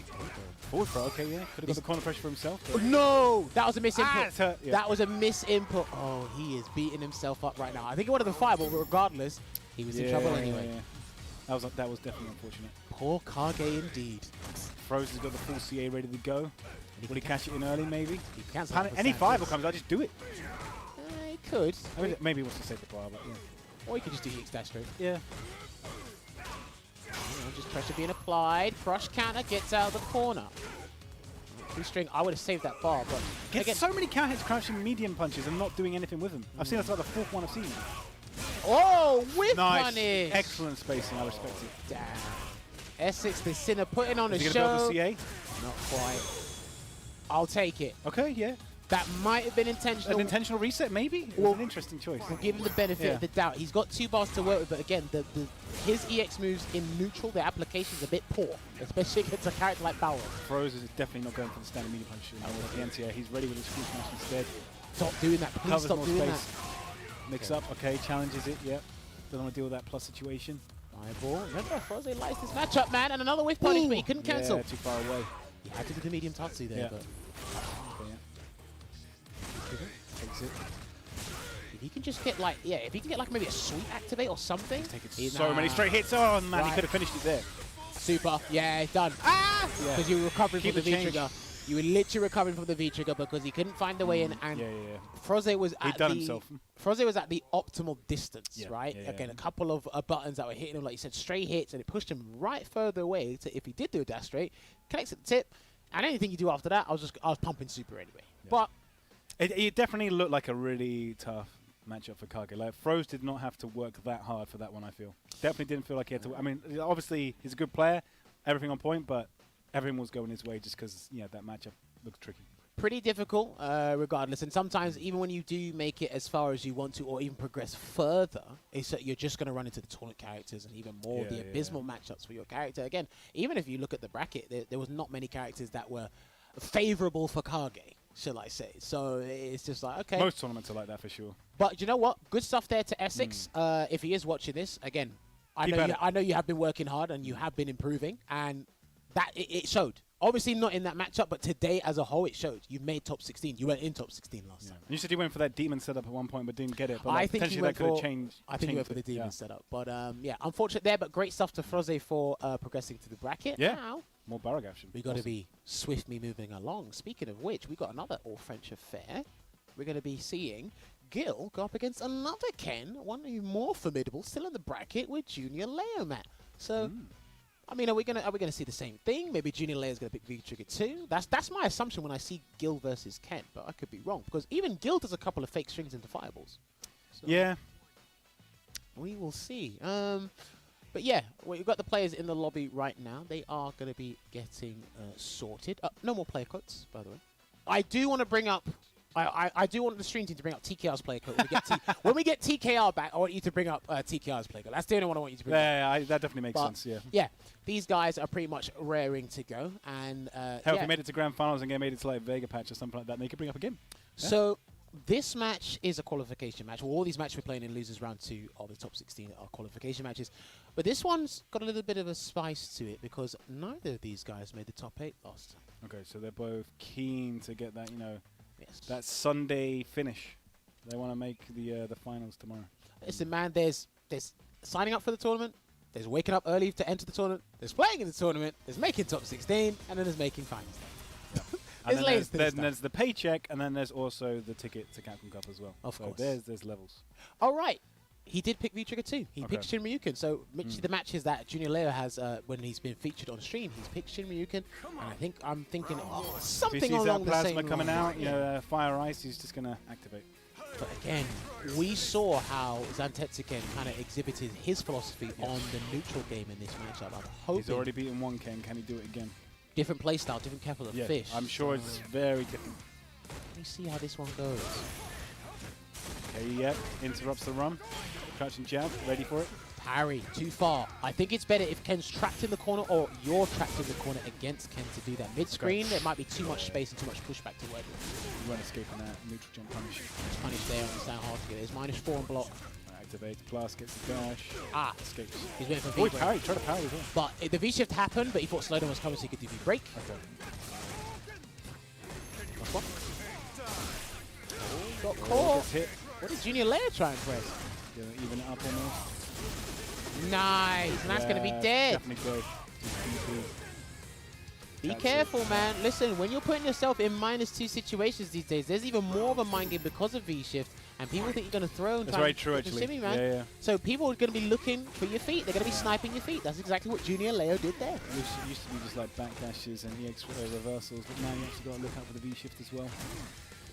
More levels, more layers. I like it. Definitely. I think that's what people ultimately wanted at the end Yeah, of the day, yeah. because you get to see who put in the work and really understands the game, and the Yeah. psychological aspect at the high level, right? Just giving him a cage in the corner here. No V-trigger for Zantetsuken yet. Good check. Doesn't clip him. Right, just waiting. He wants a hit into CA. There you go. Yeah. Yeah, you're right. That was the only thing he was looking for. It was going to be from crouching medium punch, but he had to get the CA. Nothing was going to happen after that. But unfortunately, he's not there. Wow, still a sliver of health left. Okay. And that was from a counter hit, by the way. That was, yeah. Back throw. Oh my god. If he loses, whoa, he done the same thing Valmaster did against Luffy. He knows that. So he knows there's a gap there. He may as well take the turn. Punish. Now, but I thought mid-screen, I thought it'd be a little bit more risky because of the distance that was created. But again, it seems like almost that was point blank. Basically. Yeah, he knows spacing's way better than I do. So. That's an excellent punish for the tactical bounty. I like that he's confident in this stuff. Honestly, I really do. Great usage of the fight. Did he get a throw? No, if he went for the throw, he could have gone for the OS there and chased down that V-shift, but he tried to go for a throw bait instead. Ooh, okay, yep. Back to the corner. Stage. Yeah, and then he's going to get clipped with his Shinryuken. Gonna get some Oki from this as well. Goes low. There we go, just backing off there. -2, but he's very scared because if you don't know what a guild player is going to do under negative frames, you're going to spend it. Yes, he will. Okay. Right, now this should do enough damage to put it at guess for game from the back throw. Yes, that should be guess for game from the back throw. That'll do it. Very nice. And yeah, standing low kick again. Yeah. Literally doing the idol. Oh, he's dead. Wow. I think that's going to be the fault. Retribution combo. Can he get him? Not quite. It's going to be guess for game again. He V-shifted. Careful. Yeah, doesn't want to deal with none of that. Yeah. Unfortunately. Javelin came out. Yep, ran to the flame javelin. Didn't even need super. I had to double check these combos they actually do in V-Trigger because I actually thought he could still have got a heavy cryo I swear at the end of those combos you normally see like a final like elbow coming out at the end. Maybe, but again, there's obviously the corner carry combos, there's combos in the corner. In the corner, I wouldn't have worried about what he done, but the mid-screen ones I might need to double check again because I'm still a bit unsure about what they do. But he was in an advantageous It's the routes position. of like Gil has so many different routes to get to like the combos and the way you can kind of like mold them together. There's loads of options. Yeah. All right, so it's one round up to Zantetsuken. We've seen a lot of double ups for some of these players today, but it looks like they're having a good time in some of these matchups. Especially these kick buttons. Ready the anti-air again. Trade combos, nice. Oh, heroic DP from the wrong person. Again. I like it. I'll take it. Yeah, always good to see Gil doing well, not a character you see very often. Dashing up. Lots of efficient with the standing light kick. Not buffering it though. These pokes are really good. Stand medium kick. He's going to use coral kick in a minute. He tried to. Oh, yeah. He was setting up so it will allow him to use the coral kick, but he didn't get round to it. Stagger strings. Yeah, into the corner we go. Backs off though. We're trying to let him do the activation. He wants to make sure it's on block. Bro. You might take a couple of these because of the damage output that Gil provides. You want to take a couple of those grabs. Did not try to parry that time. There with punish. That was nice.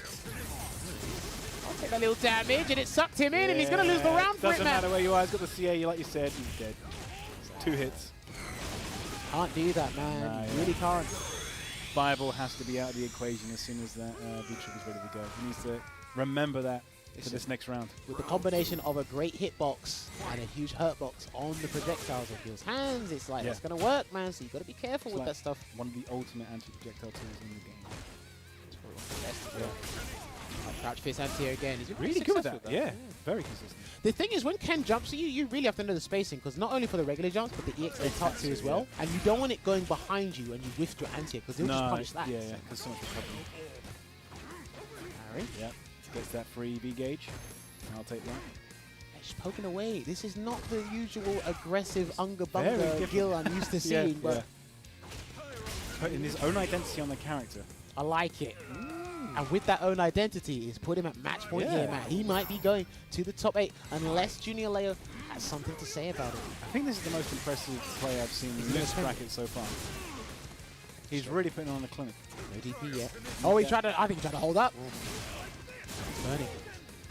Clips him. Back throw maybe? Back to the center stage. Antio again. This is not looking good for Junior Leo. He's burning again. Gets back throw with the additional damage from the burn. Oh! No, he missed it! He missed the pickup against the overhead. I got the overhead this time. Oh, and he got it again. The parry's just so ready. Damn, everybody, you're doing these autopilot strings, but the guild players know. They said, look, I got a 2-frame parry. Did you not know? Second frame. It can interrupt your low forward into fireball. Please think twice about that, but you can do that outside of the tournament now because I kicked you out. But that was phenomenal gameplay once again, and there was not much that needed to be changed because he's playing the exact same matchup. No, exactly. Just a slight different style with a different V trigger. He ran his exact game plan like he did before. It was just working. So I mean, this begs the question: who knocked him into losers? Do we know? It was. Damn, I need to double check. I don't think it was someone. No, Akainu. Okay. Akainu did. Was it 2? It was 2-0. 2-0, yeah. And again, he was using V trigger 2 in both those matchups. Characters that rely on projectiles a fair bit. And what's interesting as well is that it begs the question: is Gil a decent matchup for Ken? You know, can Gil fight this whole way through with the style that we saw here from Zantetsu Ken? There's a good point to be argued. But again, this is probably one of those matchups you're not going to see at the highest level. But this is why I like the region-locked CPT. Yeah, you get to see more of the local players. And see I'm not entirely sure if this would go down exactly like this if he was playing like a Big Bird or something like that. But I really would like to know. But, you know, I might ask him maybe at some point down the line. So how do you really feel about the matchup? Because the way he played it, again, no booms, all buttons. No out of all the players, put it out. Of all the players I've seen like today that I don't know already, this is the guy I would be awesome to see on set potentially. Okay. So it's an that's idea. A personal request. We can definitely throw it out there. Awesome guild gameplay. For sure, we can definitely throw it out there. But this is how the bracket has panned out for the weekend so far. Well, we are still in the top losers side of top 16 side of the losers bracket, and we are still trying to conclude things for the top 8 there.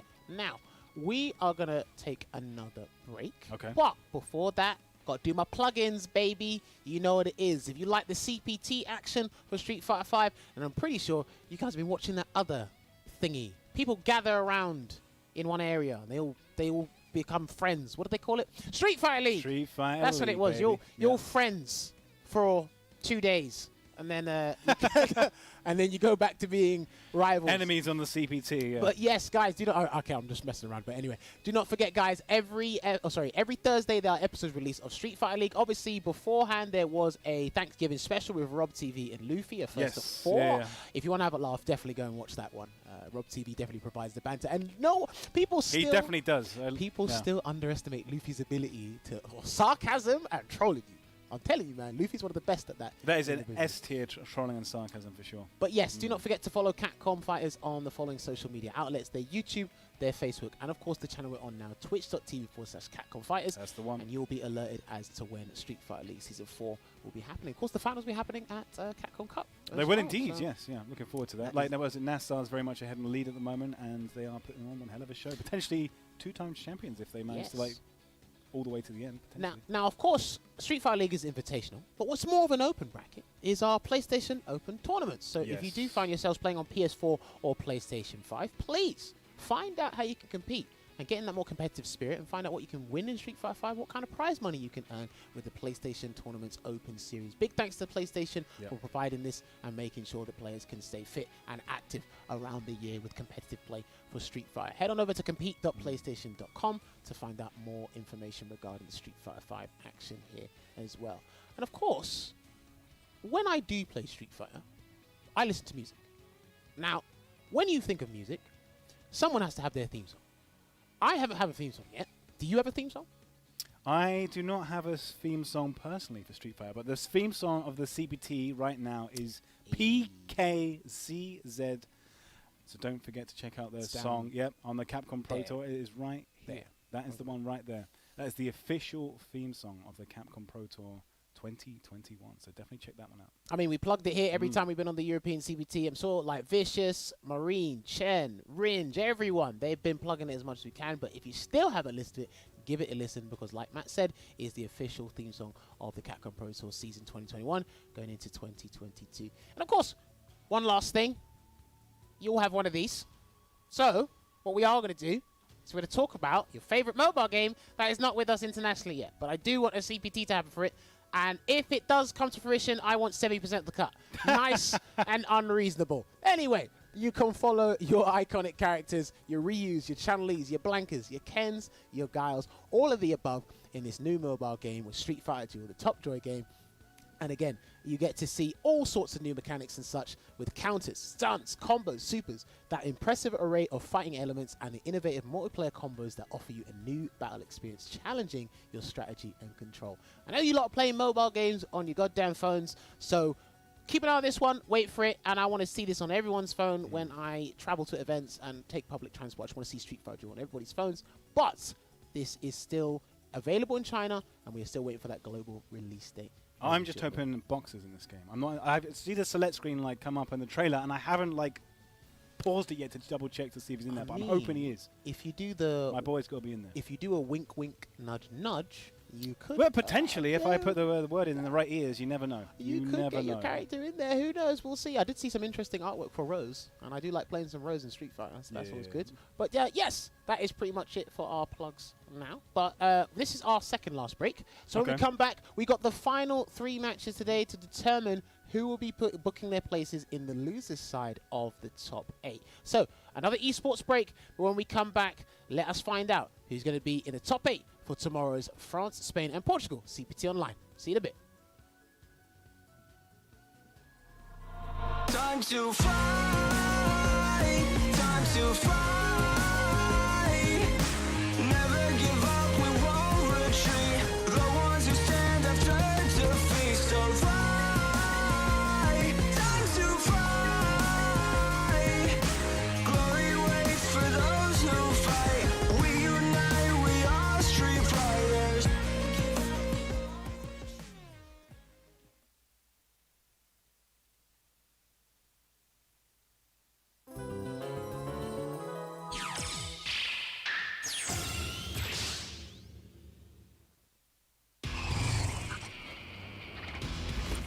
If I go too far, please forgive me.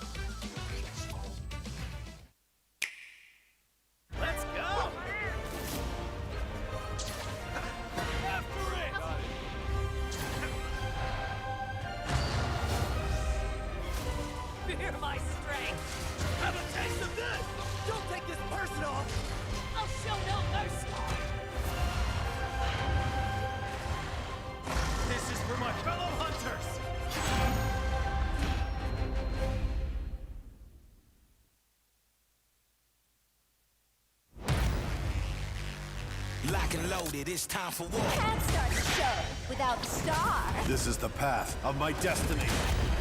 Come on, let's turn up the heat. About time to finish this.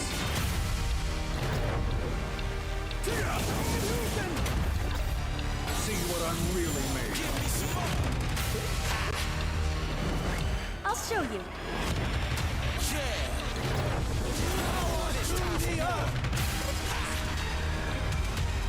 How do you like this?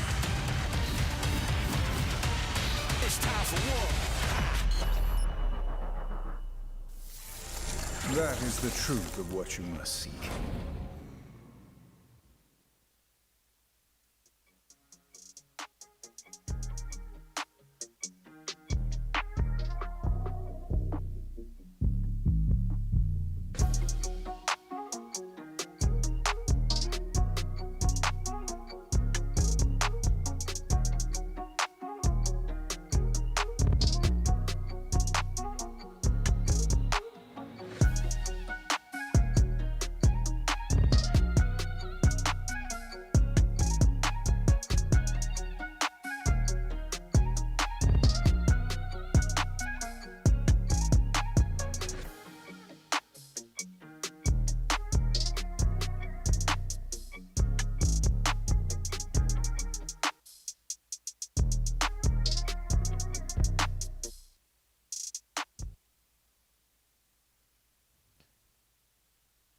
All right, ladies and gentlemen, welcome back from our final break, or our second last break, actually. I thought the other one was the second last break. We've got one more break after this when all the matches are concluded.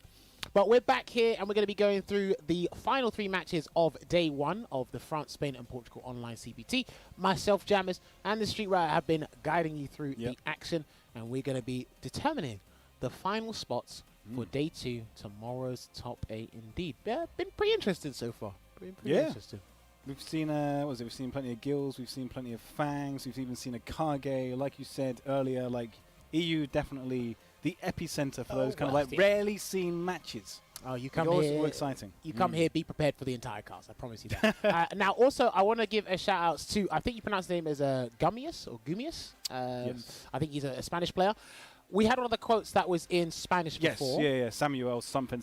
Yeah. And he did translate it. He said, it means Samuel, wake up, son. Okay, he's talking about a Spanish player that did not make it to top 16.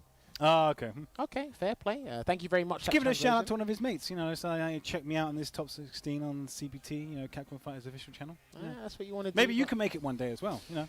Well, there's only one opportunity left. Actually, it's in 2022 potentially. Well, who knows? We'll see. Well, I mean, we haven't had the second UK online CPT yet. That is true. Yeah. So there's that, and then there's the LCQ. But who knows? Qualifying. We'll see. Anyway, we're going to progress through these brackets, and I believe we do have our matches lined up now. Stream team, please, can you put TKR's quote up now? Because now it makes sense. Do they take requests? Yes! Okay, now it makes sense. He said this before against Loic's Honda. There was no Fang in sight. Now he's going up against a Fang. So this makes the utmost sense.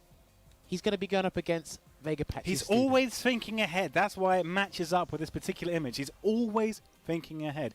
Very risk-averse, TKR. Very risk-averse. So doesn't like to, do EX legs or anything that often, or wake up spinning bird kick. No. So do you think when he gets super popular, he's going to open a restaurant like Salt Bay and charge £11 for a Coke bowl or something like that? I mean, that would certainly be a smart way to earn, money. He'll just give you player quotes. Like, what does this mean? He's like, pay me £12 and I'll tell you exactly what it means. he's thinking 3 matches ahead of time. Yeah. Damn, he's brilliant. How could you? He not fights love for the TK? future, 100%. I'm telling you. You should tune into his streams as well if you ever get the chance. This guy's one of the funniest dudes on the planet. Character, very entertaining. Oh man, listen. Character that we're not seeing right now, Luke. I wish it was still in time, but not until the next one. You might see him in the UK one. I hope so. Fingers crossed, man. You might see him in the UK one. All right, so it's going to be Chudley versus Fang. Yep. Another matchup I seldom see, just in general. I actually think this might be a little bit of a nightmare for Chun. I can see that. Now, yes, you can come in. I think you've got to be a little bit more aggressive than normal. Kikoken doesn't really do much as a whole. Once Ryu bends out, his kind of approach is covered until you do that. She's really got to navigate the obstacle course, but she's got the corner pressure now, which is the best case scenario for her. How does Mustang escape from this. Oh, he almost got it. That was like a frame out. Almost got it. Nearly got the stun. Damn, he's going to stick with plan A here, Espartaco. Okay, crush counter. Yep. Keep standing because they only hit the first hit landed. Set up, stay in front. Yeah, stay in front. Yeah, Stuns racking up. caught it. Oh, he dropped the combo, unfortunately. Actually, no. Do you know what? Legit, when Chun-Li's hurtbox when she's crouching is a bit weird. Okay. So that combo that he did Yeah. normally works. Right. Oh. Damn, how about that? It could be that. The matchup specific stuff. God damn it, Even in Street Fighter 5. All right. Oh, unblockable Yeah. still. No. Oh, that's going to be punished though. Yeah. Should not have gone for the sweep. You did have nothing to cancel that. He tried to be smart and avoid the unblockable Kokosho, but it didn't quite work out there. TKR takes that first round. Yep. Back and forth. Setting up shot with the Ryu benders, but again, you did talk about him trying to navigate the obstacle course and really trying to find his gap, his window of opportunity, but sometimes all it takes is one jump. One jump dash. in, yeah. That could be the key in the right time. It might not be as hard as we're making it out to be. I mean, those normals hit hella far as well. Hard kick. Yeah, trade there. Take that. I wonder if he's trying to catch a Ryu bender at a distance where he thinks he can't, or he thinks he can do it. Maybe. So he's side switching to throw. Good near stun. There's a weird spinning bird. I thought that might be coming out there, but no. Combo. Ryu bender's out, spending the bomb. The Ignition Q is going to activate Double on block. bounce. You can't V-reverse that either because he put himself in the corner. Yeah. That's not a strike V-reversal, so it doesn't work out. Commanding life lead here, but slowly evaporating. Gets it. Catching medium. Not too bad, looking strong, because remember, he didn't get around against Vega Patch before, so that's actually his first round he's put on the board. Like First all one we've day. seen, yeah.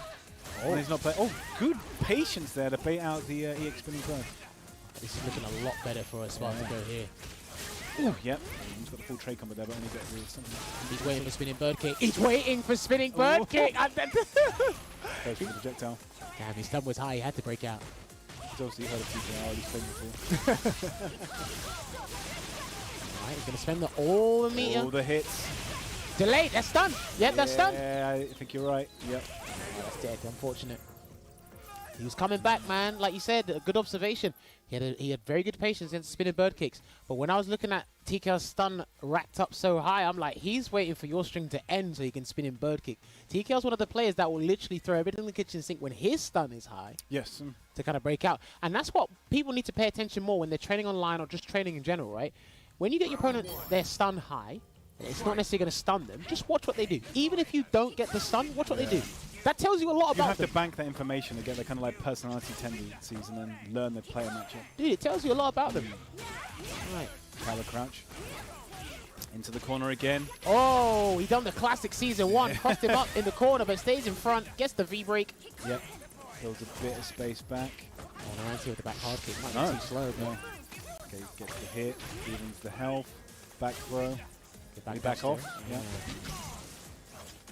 CPR again. When he backs off, yeah, obviously backing off, it does help to a certain degree, but then you have to rethink and re-strategize your approach. He kind of like backs off and then immediately backs straight back in. But he's had, yeah, listen, he's had no problem getting back in. No. So. Oh, what do you try and bait there? Jumping back, back, block, V-reversal. Not done yet. He's been utilizing V-reversal the most today, TKR. It's a pretty fast one, doesn't knock down. 12 frame startup, so. It's tricky. One button, anything can do it now. What's it going to be? Oh, just the end of the tail end of the sweep clipped him. Oh no, that was floating. It was. Yeah. Just one hit will do it here, but TKR, I don't know if he's looking for EX legs or just do the crouching light kick, the 3 frame short. To take that and put him at match point here, man. All right, that double was, dash in. That was difficult. That was definitely classic. That's the gold rank special right there. I can actually tell you, gold ranks don't actually do that. I'm a gold rank, I do. You're just a separate entity. Oh, he missed his. Yeah, he's missing the combo again. Yeah. I seriously think that's because of Chun-Li's crouching hurtbox, that he can't get that optimal combo. Oh, unfortunate there. I don't know. It looks to me like he doesn't know that. So, okay. Sometimes, like having that lack of knowledge at this late stage in the tournament, that cuts deep, man. That cuts deep. It's a lot of blocks. He needed the anti-air. That button needs sorting out. Whoa, crash counter. Heavy spinning bird out of there. Is he going to V-shift again? I don't know if I'm going to risk it. Slid out. He's stunned. He's stunned. Yeah, you're right. And there's activation scaling on this. There's lots of hits in that combo. There's activation scaling on this. So I don't know what he's going to do. But oh, I think he tried to do something fancy, but One setup will do it. Always going to spin bird kick. You're that kind of guy, but... Oh, what was that? I don't know. That was a crouch fist, but unfortunate. That was a panic, whatever it was. Shoulda, woulda, coulda. Anything could have happened, but what is guaranteed is that TKR has booked his place in the top 8 for tomorrow. Got his Sunday ticket in the bag. He will, and that means he's going to be going up against Suntetsuken. So Chun-Li versus Gil. Yeah, I'm looking forward to that one. But yeah, do you know what?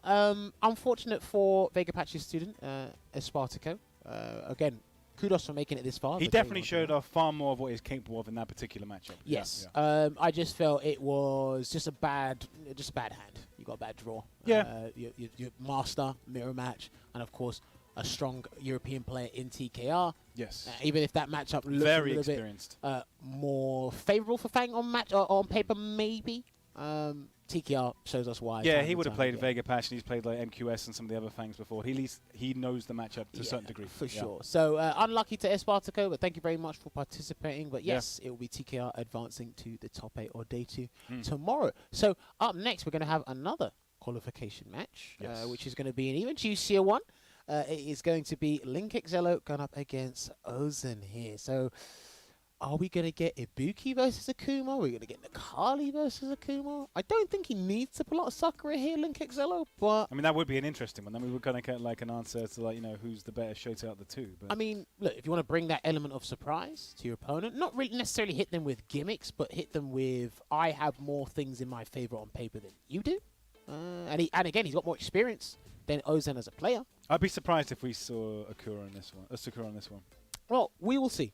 We will see. These guys are literally getting ready to go. They've hit the ready up buttons. Yep. These guys are there to compete and play. But like I said, ladies and gentlemen, thank you so much for sticking with us today on the stream. We're not finished yet.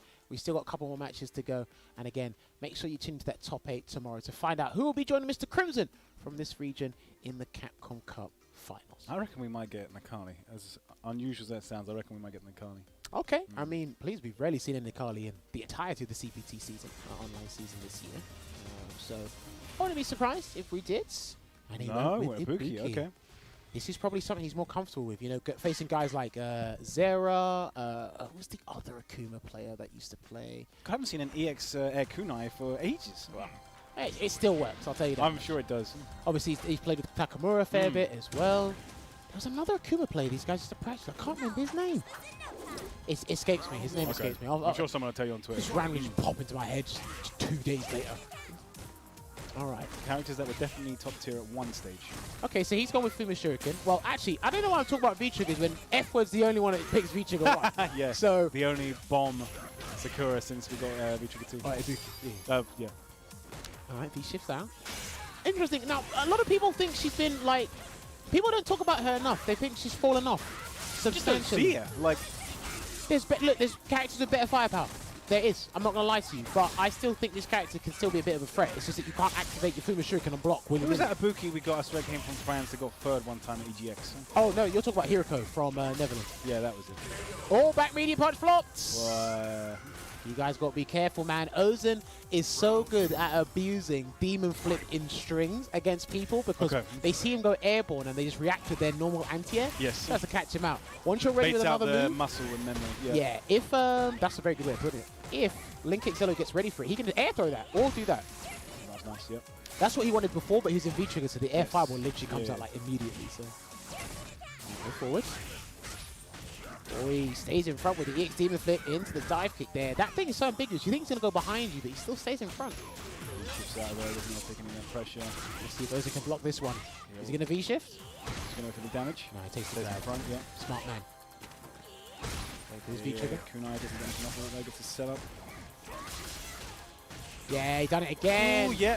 As Matt said, baiting the muscle memory. And what's even worse is because look at the stage we're in right now. This is the qualification for top 8. So Ozen taking advantage of that and really baiting out that go-to back medium punch anti-air says a lot. You say how tense he is. Link Excello's ready, but that's not what he's laser focused on. He's like, oh, you're airborne? Cool. But that's something he's got to think about now, and it's going to take away from some other part of his game if he has to focus on not doing that every time. So that is tricky. There's only so much mental power you can focus on different things. But here's the thing, right? This is where you get trapped between a rock and a hard place, right? Do you allow Ozen to kind of do the demon flip and maybe go for the grab or another mix-up? I think he's better off just blocking. Do you still be stubborn? Yeah, just block. I like it.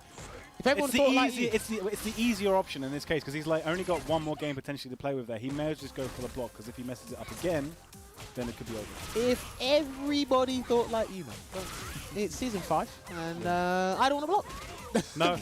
It's not a popular option. Ever since V-Shift came in the game, you don't have to do anything on defense now. True. If you got the bar to spend. Demon flip again. Oh, he's waited. He Yeah, listened to you. He can definitely hear you. He said, just block, baby. Oh, is he going to do the combo? Yeah, side swap. Reset for the game. Good block from Ozen. Still got V-Trigger, but he's dead. Yeah, dead. Heavy Rider to close it out. There you go. Obviously, the weaker the version, the closer they are to the opponent, or Ibuki is to the opponent. First Yeah, round Heavy of the Rider ball does for Link damage. Zello. Oh, damn, he had the kind of confirm 2 mediums would have done it there, but he wasn't confident. He had a light, could have even gone DP if he -2. Yep. I remember when that was +2. Oh, God, don't remind me. Oh, there you go. Yeah, right. yeah, okay. But that's the trick. Now, this is the trick. This is where the mind games open up now. Because now that he's seen that, he can try something else. Oh, he's exposed himself. Oh, stun, guess for game. Is he going to do the demon flip 50-50? No, he woke up with a button. Don't throw hot air. Please don't throw hot air. You haven't got any kunais. Can't afford to reload. Actually, oh, he's Throw dead. hot air. He's Yeah, dead. he's going to go CA. Will we even get that far? They didn't get that far. Yeah. Don't worry. You don't have to worry about throwing hot air in the next round. It's okay. You get the free reload, start the round. That's fortunate. But it is match point here for Ozen. Solid performance so far. Good jump back on the EX kunai. One of the go-to answers. Crouch and medium punch there. Yeah, again, buffering away. Not range of the grab. Hasn't really been looking for any crush counters either, Ozen. No, all mediums. I think he's just kind of wants to establish his aerial approach over Ibuki's. Although Ibuki has to spend meter for hers to be even more potent. But wow, okay, just go for it. Only got a couple of hits there. Link Exelos Ansi. Oh no, this is big. Did you think that was a counter hit? Oh, he's through. He's taking his grabs, Matt. Good job. Shimmy. Perfect Make jump. Make it count. Get the side switch as well. Yeah, nice. Teleports out. No! Yeah, because he went the other side last time. So Right, guess for game. Are you going to risk it, Link? Are you going to risk it? Oh, no. he flinched. He did. Anybody would have done it. And the thing is, you were going to flinch there because he already used the Fuma Shuriken. If he had the V-Trigger 2 available and he was put in that same scenario, you could down back. If he tries to shimmy, you get that crouch mini kick into Fuma Shuriken activate. But then you'll basically open yourself up to losing by the throw.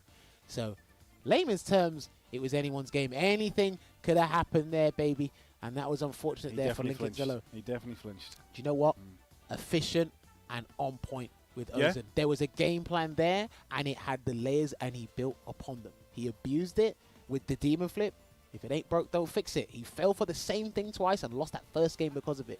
Stand medium kick, demon flip, V-trigger air fireballs. It got him on the back medium punch. Then we started Link Zello showing signs of life showing that adaptation. But then even then, just fell short. And can we give credit as well for him blocking the Fuma Shurikens or escaping them without needing to use V-shifts? This is interesting. Yeah, he did. This is what people don't talk about. He's got a teleport. Yes, it's susceptible to throws, and you can still punish it on the way out. But his teleport is very similar to a V-shift. You aim to throw him because you can throw him out the teleport, and if he's a V-shift, you can OS it, right? Yeah, it is kind of a free V-shift to some degree. But as people use V-shift to escape certain scenarios, he can use his teleport. I mean, he used it specifically in that situation because he's seen that situation before. He knew what was coming next. He thought teleport, and he got out. Honestly, I feel in terms of defensive capabilities, it's like his teleport. It's not the greatest thing to do on defense, but I mean, it's a free move. So mixed in with V-shift, you're like, damn, I forgot he had that. And you're too busy trying to snipe out V-shift, so he just teleports out. And again, Link Zello definitely goes further as well. Just like it travels slower, but goes further. But yes, as you can see, Ozen takes it. Ozen's been breezing through this losers bracket, just 2-0 against Marsky the Beast and Link Zello, and he is in the top 8 tomorrow. So fantastic stuff for Ozen there. He is going to be awaiting the opponent of Valmaster going up against Froze. So this is an exciting one to finish off the day with. So we have Chun-Li versus Balrog. For sure. Yeah. So that was our penultimate match we just had. Now this is our final match. It's the final one. So thank you very much for sticking with us from start to finish.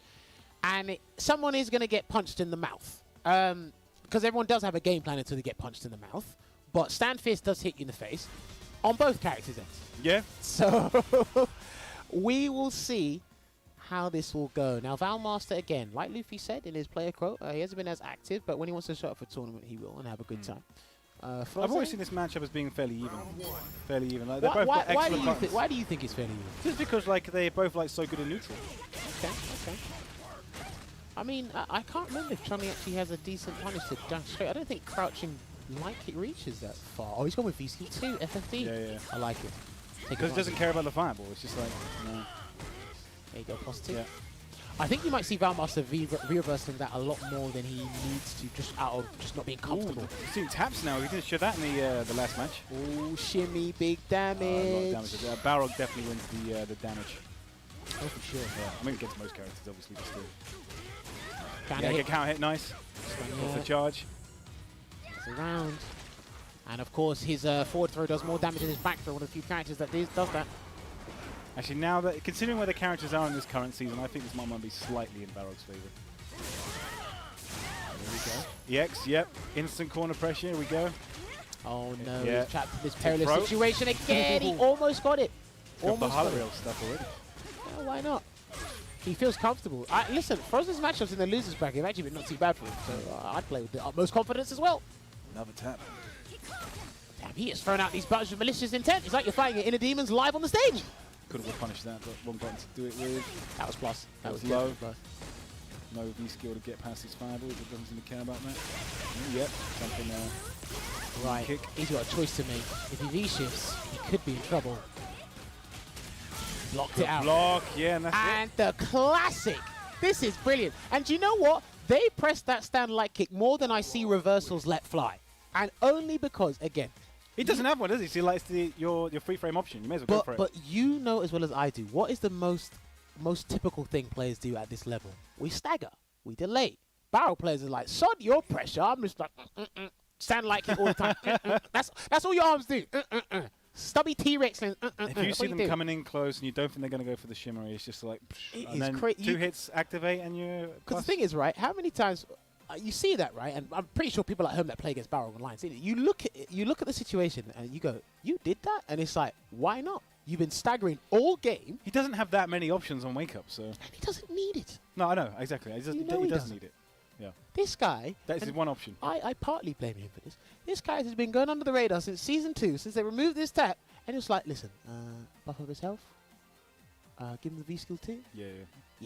Subtle improvements. You know, get him kind of like level. Oh, give it increased pushback on dash straight before they took it away. Yeah, that's a good idea. Give him V-shift. Yeah, good idea. And then look, now we're here. And they're like, excuse me, where's this character? Like, I don't know.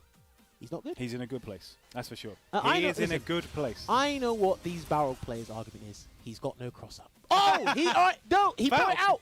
This, okay, I wasn't going to think he's going to bring up this character, but this actually isn't a good idea.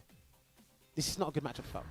I've never really worried about this matchup too much with Balrog. Yeah, courtesy of us playing in the office and me losing every single time. But yeah, I don't think this is a good idea. If he does forward fierce when Balrog has meter, EX dash straight is a guaranteed punish because it's 9-frame start. Let's see if he brings anything else to the table. I definitely think this is a character he's been messing around with more recently, which is why... I've not even heard of Valmaster playing Falcon, so yeah, this is news to me. Listen, he has been playing this character. I'd say a little bit of influence from 4 feels, especially what he can do. Yeah, and I think it was his curiosity generally got piqued. Yeah. I think he was generally interested in learning this character. He loves to play characters that have really good, like, you know, neutral tools, and Falcon's definitely that. Valmaster just play poison, get every done with. All right, he's trapped in the corner there, and he's got a slow and invincible reversal. That's a lot of trades right now. Okay, backing off. Can't do forward fierce now. He's got very slight life lead throws, but not really enough to... No whiff punish, that could have been stand fierce into catapult, Matt. The NTA would have worked in that range as well. Reversal. And he's going for trigger 1.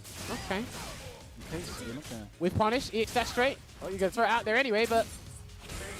Good tech. Oh! Yeah. I don't know what he pressed, but he's in trouble, Matt. I don't know if this is the right choice. We've literally seen Froze pick every single V-skill and trigger. Yeah. He's gone through every one. This is a complete battle player. I love to see it. This is a very good character. And he causes a lot of zoners problems. Yeah. All of them. He's so comfortable. Ooh. Fierce. Nice. Back to the corner right now, Valmaster needs to find. Not much damage though. Needs to get the hit. Blocks the cross up. Oh, and yeah, then baited it out, tricks yeah. him. Right, he's got one opportunity to stun him. I'm not sure if he's going to get the opportunity. Blocks it out. There's Got him. the stun. Yep. I think he should explode all his V-trigger meter. Okay. Don't Get think all he's the going to do damage. it. I don't think he's going to do it. Does it need to? Can I use it for pressure? He's got V-trigger and Tap. this. Tap. He's got to have it jump. Whoa! What? Jesus. He could have done jab. He could have done crouch jab. That would have ended the round. It was close enough. It was close enough. You might get what you wished for. Oh, no. What, like a full charge tap? I did. Careful. He can do crouch jab, but Oh, yeah, he can do crouch smart, jab. Smart. Okay, it's not over yet. Valmaster is making adjustments to the game plan right now. Trust me, crouching jab has got the distance you can to deal with the V-trigger follow-ups from Balrog, but a lot of people aren't confident. But again, one thing that's hard for a lot of people to break down is Valmaster's defense. And our character he picks, it can be a bit strange trying to open him up at times. Yep. Reversal. For another roundhouse. Anti. Ready with the screw smash. He's spent another one, yes. Don't Extra reversal, damage. please don't reversal. Goes low. Doesn't catch it in though. Good anti-air, but it was a trade. Catapult, dude. Oh, he's stunned. He's stunned. Over. He's dead. There's a wrap. Yeah, we're getting more Balrog tomorrow. We'll like to see. And that is it. Unfortunately, the Falc Pit did not work out in one game. That was tough. If I was Valmaster, I probably would have opted for Falc first. I think he literally went from a matchup that's slightly in Balrog's favor to one that's definitely Heavily in his in favor. Balrog's favor. I mean, heavily, maybe, you know. It's definitely in his favor. Yeah. Well, look, I know what the Falc players that we do know of, they're not really fond of that matchup and they are picking other characters. But again, commiserations to Valmaster for participating, almost making it to the top 8. Yeah, he was only one away. Yeah, after being quite inactive for quite some time. Obviously, my 2 cents would have been use Falc first. I can understand that, yeah. Because again, you've only got like potentially 3 games to work with. So. Yeah, and I think again at the end of the day, maybe he thought, you know what, both my characters don't, or I don't feel comfortable with either of my characters against Boxer, so we'll just like go out in style or how I want to go out the tournament. Sometimes that is a thing in bracket. Yeah. People I think if that. we'd have seen Valmaster put a quote before this one, it would have been like, "I hate Balrog." Well, yeah. I don't know. You could put an anonymous picture there, and that could have been used by anybody in the community. Apart from Froze. Well, yeah, he just likes the character. All Boxer players like it. But yes, do you know what? It has been an amazing day so far, or day 1 for the top 16 here in France, Spain, and Portugal. Great representation from France and Spain. As always, no Portuguese players in sight at all. But again, great character variety as always. Always look forward to the online CPTs because you get literally more than probably 10 characters featured in the vast majority of areas here. We saw some Gills, we saw Sakura, we saw Ibuki, Kage, yeah, we saw literally everyone. But characters in there from the start and characters that have only just got released. It's like a massive spread. So, and of course, I hope no one's been asking where's Luke because he is banned at tournaments. He has to be out for at least a week. The next CPT event, he will be allowed to be played. Guaranteed, indeed. But yes, that was the final match of today. So that pretty much concludes all of the matches on day 1. Yeah. So that is the top 8 pretty much cemented and fleshed out. But we will be talking about that after the break. But let us not forget as well, because we just concluded all the matches, right? You're like, oh, I want to go play some Street Fighter. So I'll tell you what you can do. You can head on over to the PlayStation Open Series and find out how you can compete in what Street Fighter tournament and what prize money you can earn there. You can see it on your screen right now. Big thank you to PlayStation Tournaments for providing the competitive area for the players to play in. Of course, it's not only on PS4. If you've got PS5, you can do that as well. Yeah, I heard there's been a massive jumbo jets bringing PS5s over to the West to get them in so keep your eye on all the main websites because they might be getting restocked to get soon. them ready for Christmas. Man, PlayStation do so much for the community. So obviously, they've been donated the prize pool as well, didn't they? So the 2K that's on offer tomorrow is from PlayStation as well. Just shout outs to those guys. But yes, do head on over to compete.playstation.com to find out more information regarding that. And Matt, I see you messing around on your phone. Is it what I think it is, Matt? Yes, it is very much a Street Fighter Duel. So Street Fighter Duel, you can download that now if you're in Taiwan and Hong Kong, and it will be coming to other regions, hopefully, in the coming months and years. So hopefully we'll be able to play that soon. But you can play all the main characters as you see on the screen there. There's like Cammy, there's Juri, there's Blanca, there's Akuma, there's Ken. And they've put all the classic mechanics you can expect. So you've got counters, stun, combos, supers, all that kind of stuff. But kind of like rejigged a little bit so it works on kind of a mobile device and in a new and exciting way. And this is supposed to be quite a story-driven game as well. So you can find out about all these characters hopefully when this game does launch in our regions. But if you are in Hong Kong or Taiwan, you can download it now. Of course, keep an eye out for that and the global release date, ladies and gentlemen. But yes, like I said, to regurgitate one more time, that is the matches concluded for today. Day one of today, the top 16 has been rounded out. We're going to take one final break. But when we come back, if you want to hear our thoughts and predictions for tomorrow, then do stick around, because we'll be talking about how we felt about today overall, and then be looking at the top 8 bracket before one final closeout. So give us a couple of minutes, and we'll see you very shortly. See you soon. Time to fly, time to fly. Never give up, we won't retreat. The ones who stand have turned to feast. So fly, time to fly. Glory waits for those who fight. We unite, we are street fighters.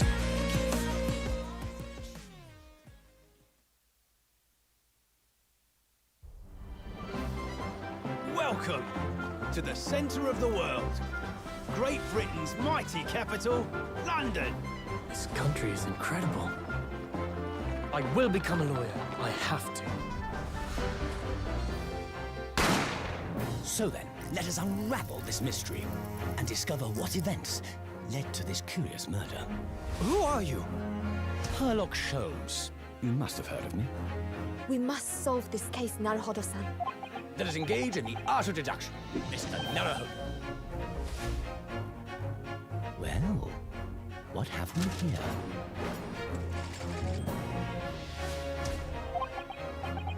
It would seem the truth is now tantalizingly close.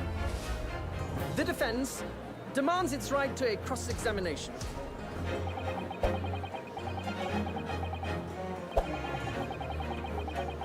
Objection! Your testimony completely contradicts the facts. Objection! My lord, with all due respect, this is an outrage!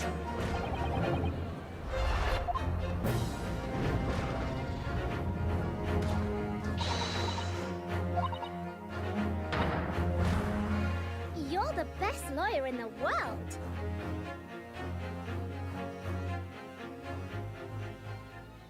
Make some noise. This is one of the best grand finals you're ever gonna see. What a set between these two. Is it going to be Idol moving into the Capcom Cup, or will it be Punk? It could be a fairy tale story this weekend. It's going to be the very final game.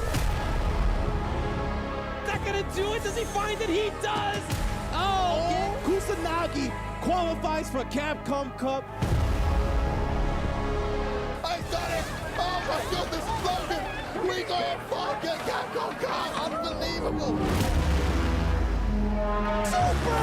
And there it is! NL! That's more than enough, and Nephew is your qualifier. That's gonna be it. Angry Bird solidifies his spot in Capcom Cup. Do you believe in fate? Turn out, there it is! Just like this, and Mago is your first qualifier. Exclaiming again who he is. I am Mago.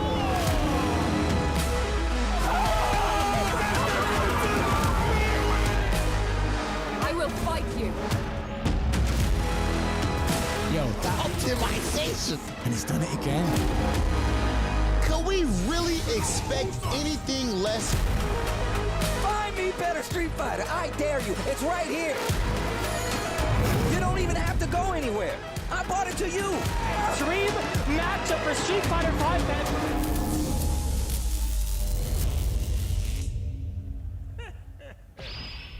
Well then, let me test your skill.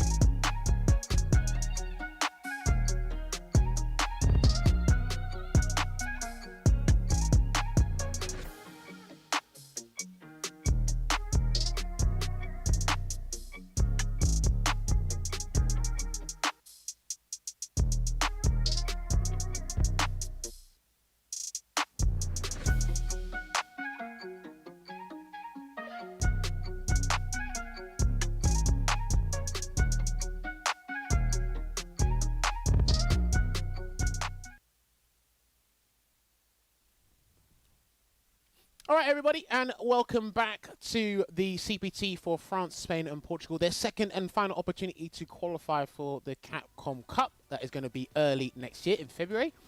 I like being the bearer of bad news. It's great. If you joined us, there's no more matches today. Ni point, nada. All done.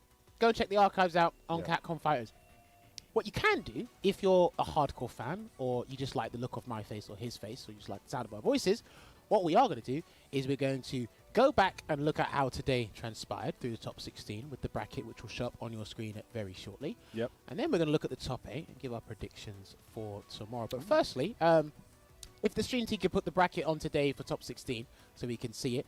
Matt, your thoughts today. It's been a little while since we've had you on commentary. Obviously, you did join me on Monday, but before that, you have been a very busy man. But from what you saw today, how do you feel about how Street Fighter V has been played right now?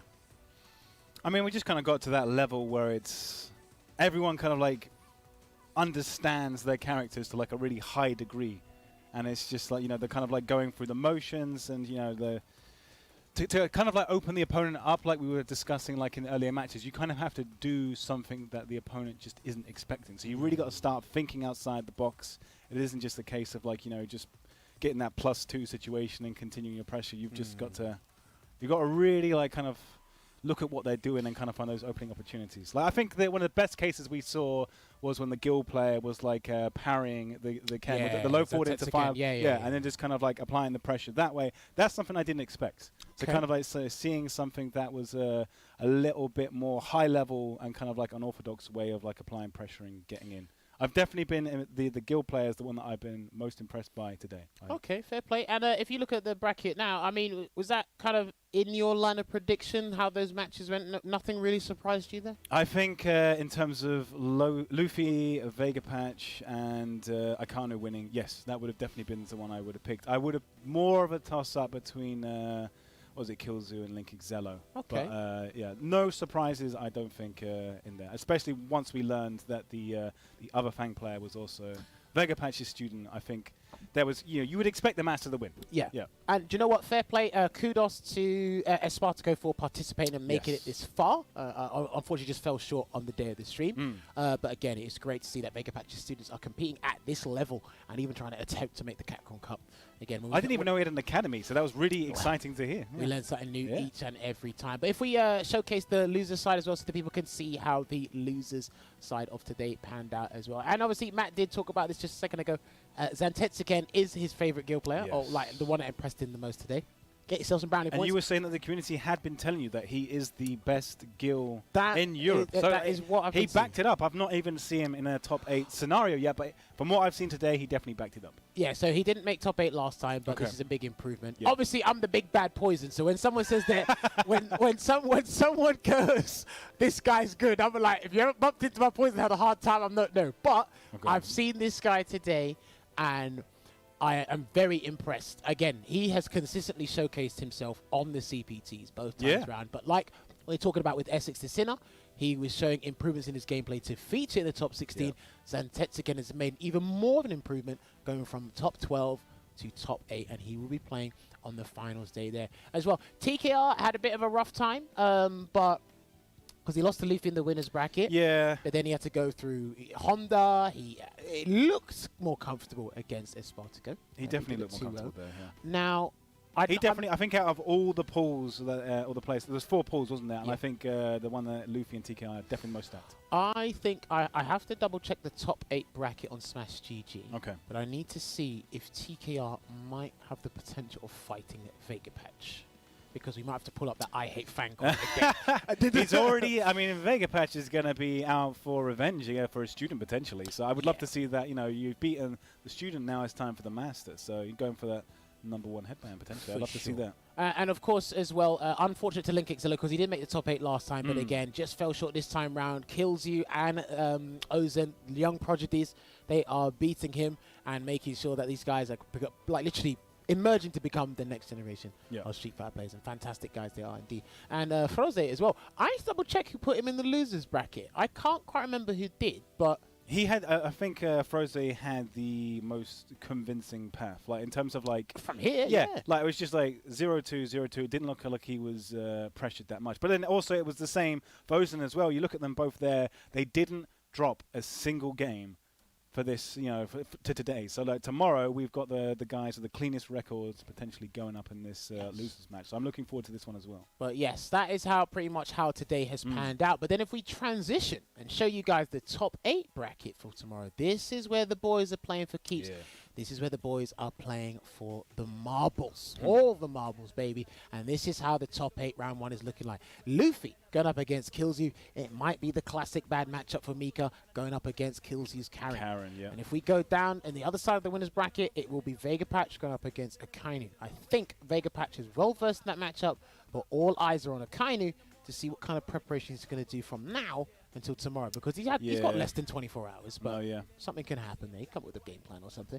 Now, if we go down to the losers side, it will be Froze going up against OZN. So Akuma versus Balrog, and Lord Almighty, if he's not careful, you know what's going to happen. I mean, like literally, if he like charged up the final tap, we could like. I don't think we've ever seen it on a CUPT, but there is this very small chance we could see a touch of death. Imagine if that happened. We will against the Kuma. I would love to see that. Well, he's got to be careful, because if we saw what OZN did to Link Exillo earlier today with the Fireballs and V-Trigger 1, I hope Froze was watching that, because again, he might do that against him. Check the tapes. And then do the stand medium. Definitely check the tapes. And then, of course, that'll be an exhilarating match on the loser side. And the final one for losers round 1 will be TKR going up against Zantetsu again.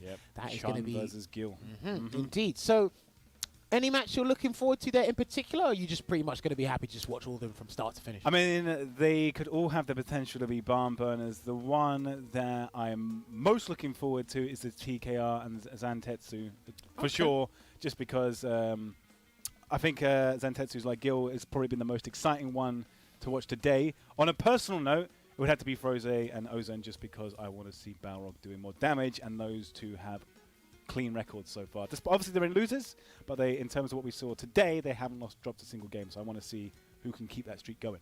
Okay, interesting here. Again, you can see the bracket and how these guys progressed to this point on smash.gg, or just hit ! bracket in the chat and it will come up with the link. But this is what you're going to be expecting tomorrow. Myself and the Street Writer will be back with you guys, taking you through the action from top 8 round 1 and solidifying a winner who is going to be joining Mr. Crimson in the cup. There are a couple of contenders there. We could have a surprise. There's a chance for one of the kind of like lesser known players to kind of like come through and do some damage and get that final spot. I mean, we've already seen like the Four Phils and Reitman's Barnet, like getting those other European qualification spots. So these new players coming through, they have the potential to do damage and take out those kind of like legendary names and get those spots. So I think that's a kind of one of the central themes we're setting up for a Capcom Cup this year, is kind of like new names coming through. 100%. That's good. And sometimes, listen, when they get these opportunities, grab the bull by the horns and take it, because again, this is all part of a season, but it's obviously going towards the culmination of a whole season, which allows them to potentially earn life-changing money. Look at how you will, but that is life-changing money. It's a deposit on the house, or potentially even to buy one if there's certain parts of the world where you live. So that is a lot of money. But yeah, for the most part today, I've thoroughly enjoyed it. Pretty much most of the guys, I've watched all of them except 2. And it was the Spanish players, Espartaco and Marsky the Beast as well. That was the other name I was familiar with. And Loix as well, so that's 3 names. My apologies, I can't count. But I was pretty much like expecting a lot of this stuff, because I'm like, okay, I've either bumped into them or watched them a fair bit. Okay. And some of these matchups actually didn't pan out how I thought they would, but and I was impressed, like you were as well. Zantetsu showed me some stuff I didn't know he could do against Ken, or at least get that much mileage out of. TKR, it's great to see him back. A little bit scrappy at times, but listen. That's just his style, though. He is a scrappy player. He knows how to scrap out a win, and one thing you need to know about players is when to be stubborn, and whether hook or by crook you scrap out the win. And he done the job. He's got him in top 8. So a W's a W, man. Fantastic stuff here. But make sure you come back to us tomorrow with twitch.tv/Capcom Fighters. But I've got to do one more thing before we leave you. I've got to let you guys know the archives of day 1 will be on Capcom Fighters YouTube channel. Just type in Capcom Fighters, you can find it there. What you can also find there is Street Fighter League Season 4.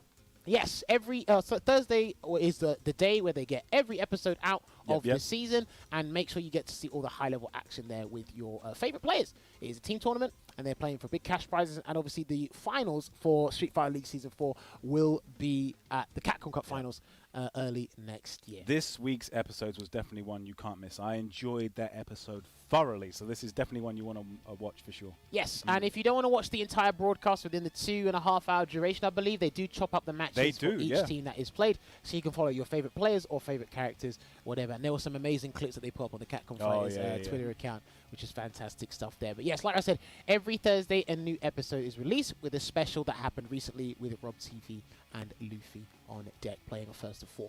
But yes, you can see that. Make sure you follow Capcom Fighters on the YouTube channel, their Facebook page if you want, and the Twitch page, which is what we're on now, twitch.tv/Capcom Fighters. But I urge you to follow them on Twitter at Capcom Fighters. That's probably where you get the most out of them. You get the highlight clips on Twitter. That's definitely one to watch out. As well. And do not forget as well, I'm going to plug in one more time. It says I don't have to, but I'm going to do it anyway. Guys, do not forget, if you are in the competitive spirit, do not forget there is an Open Series on PlayStation with the Open PlayStation Series tournaments there. Thank you very much, PlayStation, for providing this another place for the guys to compete and make a name for themselves and earn some prize money there. You can register now. It is available to do so, maybe till the end of the year, maybe till further down the line in 2022. If you've got a PlayStation 4 or a PlayStation 5, get to it, sign up. Head on over to compete.playstation.com to find out more information there as well. And one last time, I've thrown my phone away, but I only did it because it can't put Street Fighter Duel on that phone. So I'm going to get another phone, one that's from China, one that's from Hong Kong. Going for the upgrade. And yeah, I'm going to go for the upgrade, and I want to play some Street Fighter Duel because I want to see and follow all my iconic characters, my Chun-Li's, my Camis, my Guiles, Ryu's, my Blankas. Actually, not Blanka.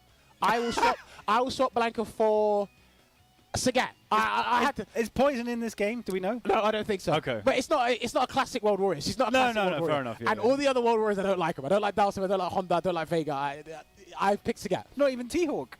No. Listen, he's not in this game for a reason. Anyway, but yes, there is a wide variety of things included in this game. I tongue-tied myself, been doing it all day. But there's counters, there's stuns, there's combos, and there's the all infamous supers. There's an impressive array of fighting game elements and the innovative multiplayer combos to offer you a new battle experience to challenge your strategy and control in general. Keep an eye on this, man. It's out available in certain countries, but the global release date is going to be announced soon. I think we'll all know about it when it happens. The official Street Fighter account, maybe Capcom Fighters, somebody will announce it, and we'll all know about it. I just like how nostalgic it is. Look at the Street Fighter writing. That is the Street Fighter 4 writing, isn't it? Yes, it is. Very nostalgic. Duel, baby. And we were playing on the stage today for the first game on the CPT. We might be doing that tomorrow as well. Fingers so do not crossed. forget that as well. So that about concludes today. So in a region that is basically dominated by the French and Spanish, like I said, EU is Alice in Wonderland. We got Fang haters, we got Gil specialists, and we got, you know, just all of the above. It has been a fantastic time. However, the one thing we didn't get today that we might get tomorrow are heroic DPs. And until then, and on that note, we'll see you next time. We'll see you tomorrow for day 2 of the CPT Online. Let's see who's going to join Mr. Crimson tomorrow.